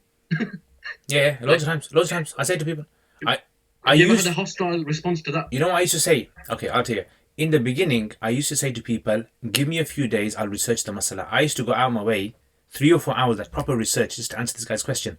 There was a So guy once, yeah, what was behind your ears when you were doing that? I forget that. I'll tell you Ears with like what's, oceans of yeah, I wetness know, what's behind those under my ears. armpits and what's under my. So basically, there's one guy, he contacts me. He goes Yeah. to me, I got loads of stories on this, by the way. One guy contacts me, he goes, Sheikh, he goes, you don't know me. Oh, I said, obviously, like in my head.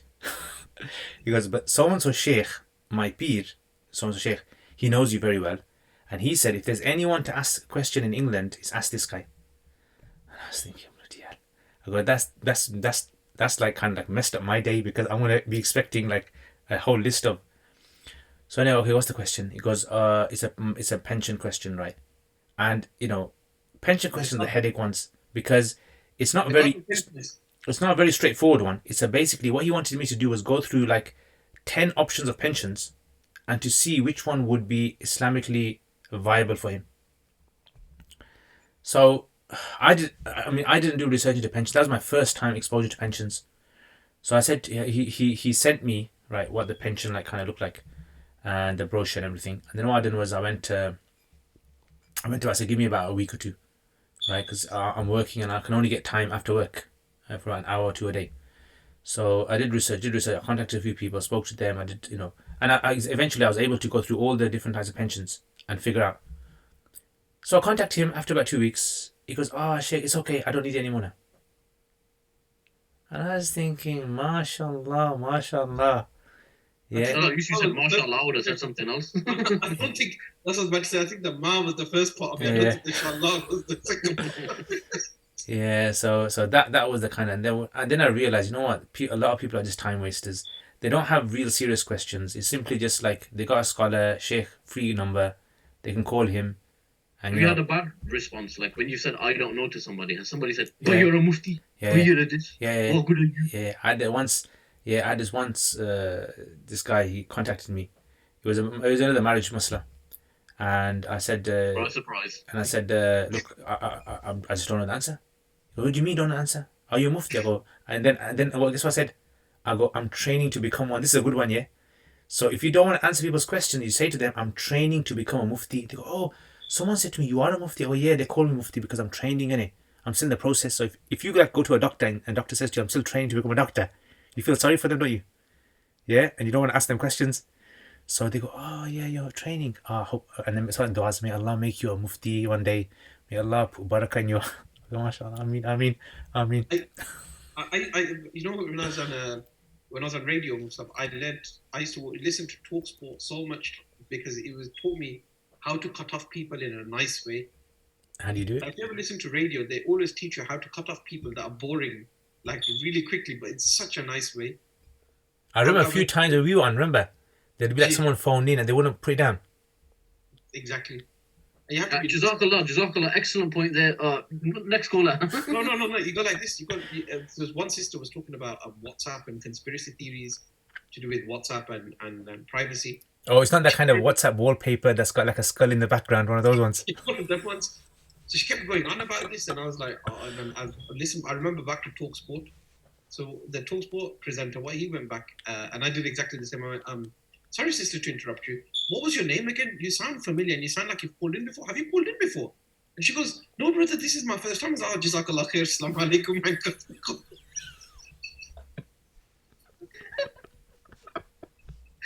That's quality, bro. You know, like when you listen to radio station and stuff. So like, Muftab, you know, when you got your phone calls like that, you're like, have you called me before? No, I've never called you before. Don't call me again. Jazakallah for calling. No, I'll tell you what I use. This is my tactics. I say I'm trained to become mufti, number one. Number two is I'm not trained in this field. Yeah. And what else? Yeah, those are the two common ones. And maybe I'll say I don't know. I mean, yeah, a lot of times I'll say I don't know.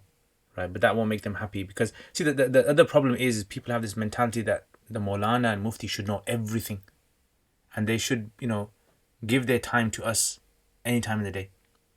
So it's like one of those ones, isn't it? So yeah, that's why I don't get. I forward people to Mufti Imran. So he goes to me, you know, he goes, did you give someone a number? I go, I said someone. I go, it's probably about 20 people. Yeah. I'll tell you what, Yes. Mufti Imran control, man. The funny I thing mean that in the nicest way. He control people, man. Like that No, guy. Yeah. he's very good with them. You know, on the phone. Trust me, He'll be Islam, man. I'm telling you. he'll be on the phone for like half an hour explaining something to them and talking to them and making them understand. He's got that kind of temperament in it. Me, I don't have that. Me, I'm just like a yes and you know, I'm like one of those guys who someone sends you a big question, like made up of 20 lines, and your response is yes, it's allowed. You know, one of those ones. No, it's not allowed. One of those ones. Have you lost any subscribers while we've been speaking? A lot of people get annoyed at me like, how come you only give like 1 line answers? 1 line. I go, bye. You know, and what else did I say? I'm not going to make stuff up. Should I make stuff up? Okay, let's make some up. All right, so Assalamu alaikum wa rahmatullahi wa barakatuh. May Allah Ta'ala put blessing in your life. And, you know, we should put a template saved. What's up? You know, I get, you know, if somebody will message me, generally, not for a question or anything, like, Assalamu alaikum, brother, you know, how do I donate to a charity or something? And I'll just, my go-to response is, wa alaikum assalam, inshallah, you're in the best of health and iman. People have messaged me saying, why have you said health before iman? And I've said, oh, yeah, grammatically, yeah, iman starts with the E, so I normally would start that way, but because it's a non-English word, so I just used it there. No. What I mean to say is that you can have iman and not be healthy, and it'll turn into a refutation. And do people do that to you? Like, you know, just the structure of your sentences. yeah, inshallah one used to be a big one. Oh, Spelling Sheikh. Spelt it wrong. Oh, yeah. Oh, this one, common one is, Sheikh, don't say mosque. Sheikh, don't say mosque. Don't say mosque. They must be. Don't say mosque. And I'm thinking, okay, masjid. Mox. Okay, mox then mox. Yeah, so you get very sensitive people in it, like, you know, and you know you can't blame them a lot. You know, their upbringing is a lot of people's upbringing is like that. They kind of like they don't want to ask you a question. They want to like open their heart to you, like they want to tell you all their problems. That's the whole point, is asking you questions. What's up? Have you got that meme? You know, ain't nobody got time for that. Ain't nobody got time for that. That's the meme. That's the meme that I would just send to everybody. Do people ask you a question and give you the answer, and then if your answer doesn't match up, they'll kick off with you? No, but what I do is I respond sometimes after Ramadan. So like, you know what I did the other day? I had like about like literally on my phone, I've got probably like 15 unanswered questions, like texts. Yeah. And some of them are like still Eid Mubarak ones as well. And so I was going through them, you know, 15, 1-5. 1-5, yeah. So like, you know, it's just like there's so many that you get. You can't answer all of them. You can't even give them two ticks. So I went to one of them and I said, oh, so what I done was 37 text messages I haven't read. whoa. Popular guy, mashallah. Influencer. And then Look how many WhatsApps I haven't read. What's up? whoa. Yeah, WhatsApp yeah, WhatsApp. I mean, Facebook ones loads I get. I just can't have The time. one Man. I don't hardly ever check is Telegram. Oh, My Telegram, every I time got someone million messages joins, on there. every time someone joins, you get that kind of notification.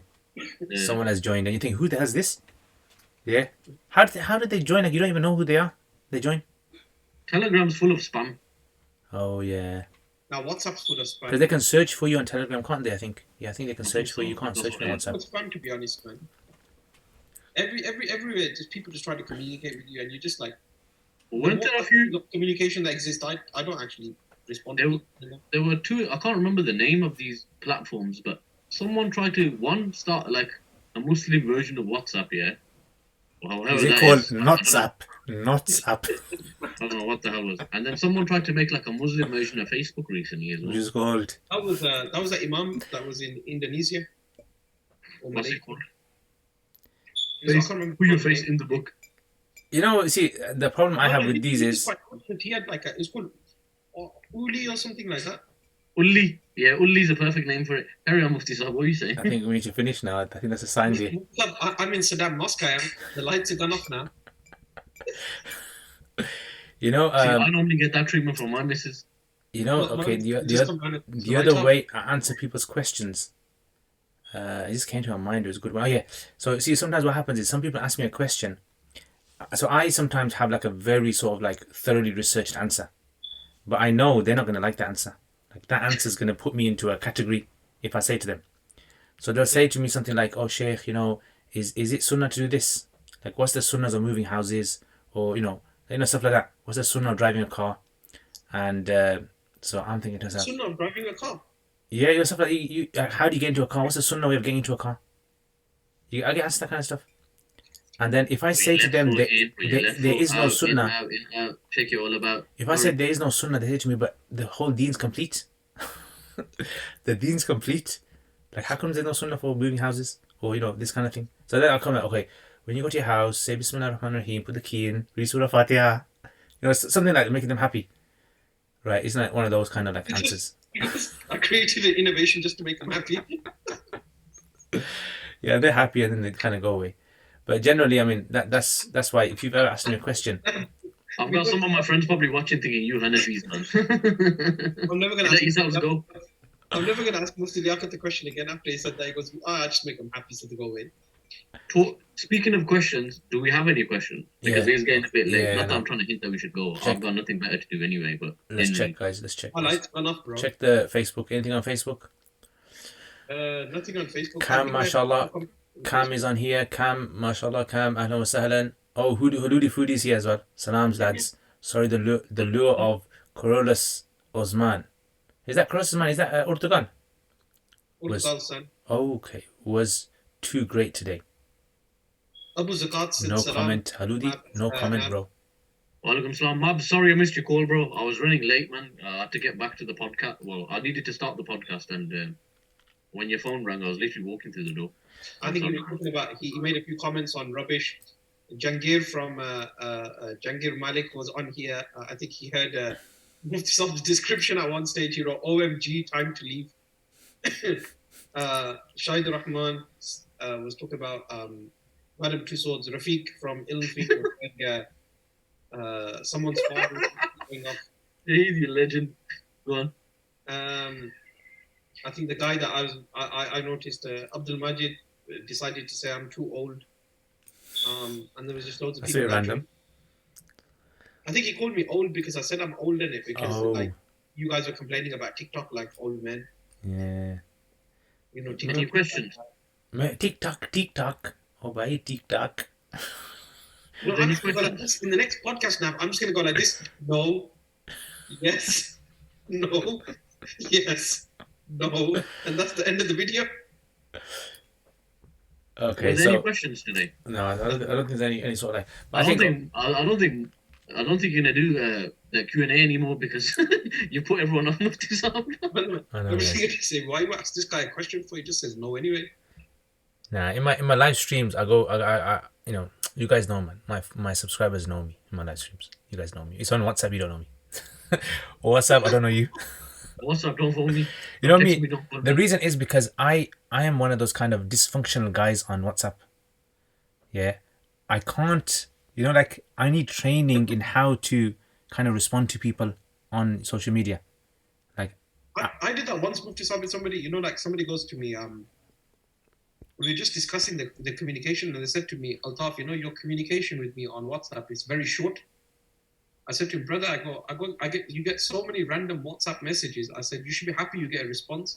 I go, the alternative is that I don't respond to you, and I only respond to you when I have time to respond to you nicely. I said, so you pick. He goes, bro. He goes, the short messages are fine. Yeah, so you don't have time. Me and you are the same, bro. Me and you, great minds, man, great minds. And the other one is, I don't know who invented voice note here. The guy who invented voice note in WhatsApp here, I think this guy needs a punishment here. In front of publicly needs to be statues. He needs to be thrown off a statue. Yeah, because sometimes people think that you have to listen to the whole voice note. I wish in WhatsApp, if you're watching, please can you put inside a WhatsApp something which speeds up the voice note ×2 or ×5. Because some people send a voice note which is like 3 or 4 minutes long, and to them 3 or 4 minutes is fine. But when you got like 5 people who have sent 3 or 4 minutes once, you gotta listen to them carefully. You can't skim through it. The timing it takes you to go through it is fixed. It's not like a message where you can just skim through it and see the important words and make the rest of it up yourself. Yeah. Yeah. Anyway, Go to words and make the rest of it up yourself, man. Muslim, So man, I'm learning some habits from you that, man, are just so Broadway these school, are these are free ingrained in Broadway school hashtag style. fun facts. Hashtag fun facts, guys. Hashtag fun facts. You only get this on, guys. You only get this on 3 Dates podcast here. 3 Dates podcast. So I think one thing that we should finish on, I think, is a very important thing, and this was I remember Iqbal. He actually mentioned this. Iqbal Nasim. So he mentioned this, which was the idea of trying to solve problems from a micro level. Yeah. So when we try to solve problems, generally what Muslims tend to do is they think they know the solution, right? The solution is khilafah. The solution is going back to the Quran and Sunnah. The solution is starting praying your salah. The solution is this. The solution is that. The general sort of like responses people have, going to Jamaat or something, or solution is change your aqidah. He said the way that you have to look at it is systems thinking, which is a way to kind of analyze things and look at multi-layered problems rather than seeing it as one individual problem. Always see every problem in life as though what are the things associated to this problem that have brought this problem into existence. That's how you tackle it. And he goes, that's how Muslims in the past did things. So it's like poverty is not alleviated simply by just saying, right, I'm going to give this guy loads of money. The problem is you have to look at other things behind the scene where you got to tackle those as well. So yeah, give them money, but also, look at maybe there's education, maybe their living standards, maybe, no one's kind of like a role model for them. So I think in our communities, that's one of the things that we need to get training in. And I remember, Altaf, when you did that presentation at that retreat once, I don't know, Naveed, were you there? I think that was excellent. That's something that I enjoyed a lot, which was I remember when you mentioned about the write all the problems in your community, and then you have to say, okay, how many of them have you solved? Yeah. Remember that one? That was like a trick, that was a wild card there, because then you don't even realize, you're thinking to yourself, you know what, I'm gonna win everyone, I'm gonna beat everyone. Like when those aunties and uncles get together and they're all listing all the illnesses they've got. I've got a liver problem. You got a liver problem. I've got 2 liver problems. I think that one was one that I might have stolen from Iqbal as well. I think it's what you're trying to do is you're trying to reduce a person's understanding into looking at what the core or the crux of the issue is. So like what's at the base of the issue that you need to look at, and what are the different dependencies that exist. So give you an example. That sounds like gobbledygook, right? If you say young people or young people are a problem, well, it's not really just young people that are a problem. This is a good one. When you're talking about homeschooling the other week, and with Usman and somebody, like they were saying that our homeschooling might be a good option to save our children from all sorts. That's an example of where you actually look at the education system. You look at the problem you're trying to solve. You look at the context that you're in, right? You look at the levers that exist, and you look at what you're ultimately trying to achieve. And when you look at all of those things, then you can kind of tell or make a decision that if homeschooling is based upon trying to the religious salvation of your child, then it probably is pointless. If homeschooling is based upon trying to find out what makes your child learn and accelerate their learning, then that probably makes sense. Sometimes the biggest problem is a problem that the person telling you about the problem hasn't even identified yet. Yeah, it's true. Always is the case. But I think Always is the case. I think I agree with what's it said. Altaf says about the issue in that presentation where you gave, which is we don't even realize that the reality of, like, we're living in a bubble. Is a paraphrase my own. We're living in a bubble where we think we know the solution to everything. Like, our solution to everything is a very generic solution. Yeah. But then when it comes to like groundwork, we don't realize, like, charity organizations that you guys work for charities, or you worked for charities in the past, you guys know like ins and outs now of charities that lay people won't understand. The lay person will look at charity and see that as being a salvation of poverty. Yeah, or like, eradicating poverty. That's how we do it. What other solution is there? That's what we would think. What other option is there, rather than going to this organization, this organization, this organization? But the reality is that you need to think outside of that kind of mentality. And I think this is something maybe we can have another proper sort of like podcast on later on. That'd be good, and a lot of people would benefit from that. Myself, I benefit a lot. I think that would be good. That would be good to do. I think another The best one for charities when someone donates £8 and they're like, "Oh, brother, where's my report? Did you give out my £8 during Ramadan? Can you send me the pictures and the media for the £8 that you given? Can you make them hold a placard with my name saying thank you, so and so person?" What? Serious? I, You get some funny ones, man. I gotta say that the one organization, right, that have got it on point when it comes to donating and distribution of donation is probably NZF. With that new system they've got at the moment, which is basically like if you donate, Yeah. they've got they've got a system in the background now that tells you that the moment your money is distributed, you get an automated email telling you that your zakat's been distributed. And I was speaking to What a CRM, bro. What a DMS, bro. Like that's like next level, man. and the way that it works, I was speaking to kind of like a few people, and kind of like and I knew kind of like some of the development tools that are taking place. It literally works. It literally can work if refined a little bit more to that moment. So the moment that the person in the team sends the money to the poor person or the case that they've just dealt with, the moment they press enter on that, you will automatically get an email. So okay, so let's say let's say I give them £10. Yeah. So what if do they give the whole £10 to them, or do they give part of it to them and part of it to someone else? So if it's part of a payment, then you would only get one email telling you when your money is distributed. Oh. I think that was one of the kind of like issues that we're working through, because if you give it like £10,000-12,000, then it might be different. But I don't know if they've changed the way that works or how that works in the background. But it normally is kind of like based upon on a system. It's based upon the fact of virtual coins. It's always gifted on the concept of virtual coins. So your £1 that goes into a bank account in a CRM or a DMS system would equate to a virtual coin, and those virtual coins are then distributed and aligned to your distribution. So that, but what I was saying is that it gives you transparency. That's the important thing, and it tells you about when your money is going out. And I think that that's what people really want when it comes to charity and stuff. And the funny thing you were saying, Mustapha, about like knowing charities, and the second thing that you were talking about before was that we have intention to do fight a lot of problems, but we never do anything. I was speaking to a brother today, and he's left the charity sector recently as well. And he was saying, Altaf, we need to set up a charity. We need to get 5 like-minded brothers, right? And we need to set up a charity and show how it's done. So we joked about it, and I was like, bro, I'm more than happy to be on the journey with you. I'm just not happy. I just can't be the driver. I don't have the energy anymore. And he was like, yeah, that's fine. And we talked for about half an hour. And then he goes, same time next week where we can save the Ummah's problems. Yeah, actually, that might be a good thing, Maybe, I'm not saying start a charity, but maybe you can, run through, like, how a charity can be set up. What kind of things are needed. Like, you see charities setting up all the time now. New names they have. I don't want any more cowboys, please. No, I'm saying at least we know how these work.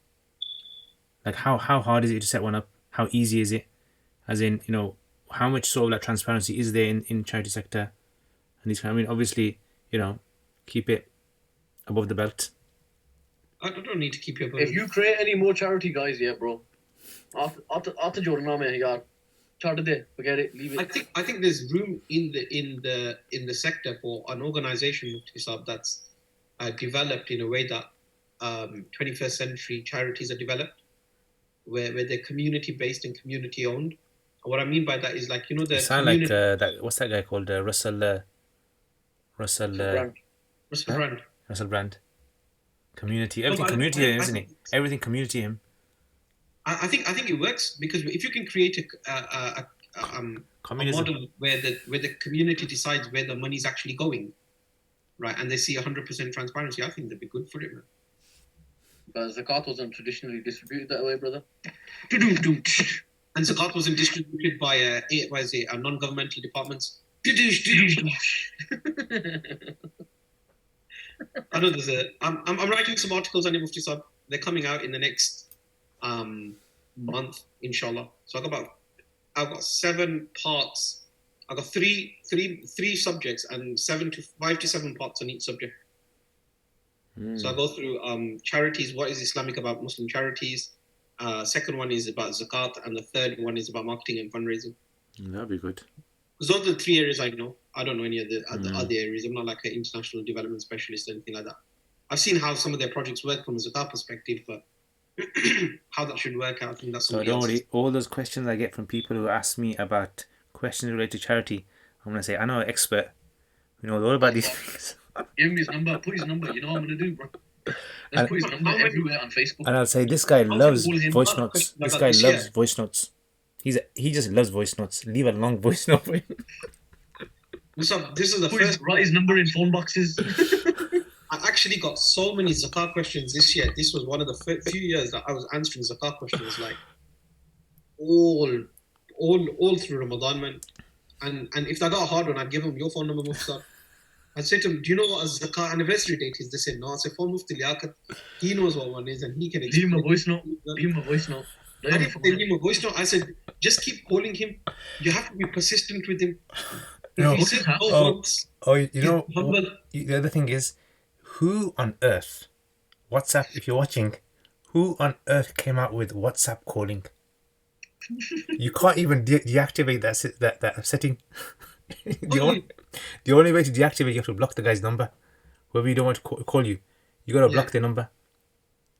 People call me on Facebook, and only till recently I've switched it off here. Random guys in African villages from nowhere, names I can't even pronounce, ringing me. They say to you, "Hello, brother.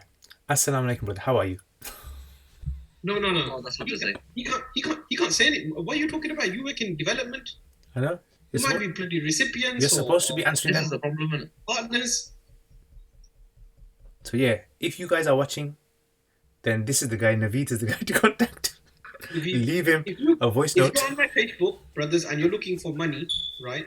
And you're one of those guys that contacting me saying, "Brother, I'm from X, Y, and Z country, and I need money." I don't work in the sector anymore. The brother with the glasses, right? Mashallah, he works for an amazing organization. They will get you the money. They'll get you 100% of the money as well. Mashallah. They'll get you the money. Naveed is the guy. Inbox him on Facebook. I'll give you his phone number as well. No problem. Or like some people say, Give me your house Naveed. address and the helicopter pad landing coordinates. All right, guys. Shall we call it a day? Yeah, let's call it a day. Jazakallah khair, guys, for joining us. Alhamdulillah, it's a bit long this time. And inshallah, next week, make sure you stay tuned. If you haven't hit the like button, hit the like button. And to all the survivors of the podcast, well done for making. And I mean, if you guys think you guys have a very important topic that we should talk about, let us know. Post it to us, and obviously we stick to the subject though, in the comments. Very important topics. If you have a guest that you think would be very interesting to bring on, let us know, and we, inshallah, we'll discuss it. And if we think that it's something that will be useful on a topic, we will bring them on, inshallah. I'm off on Facebook. Watch yourself.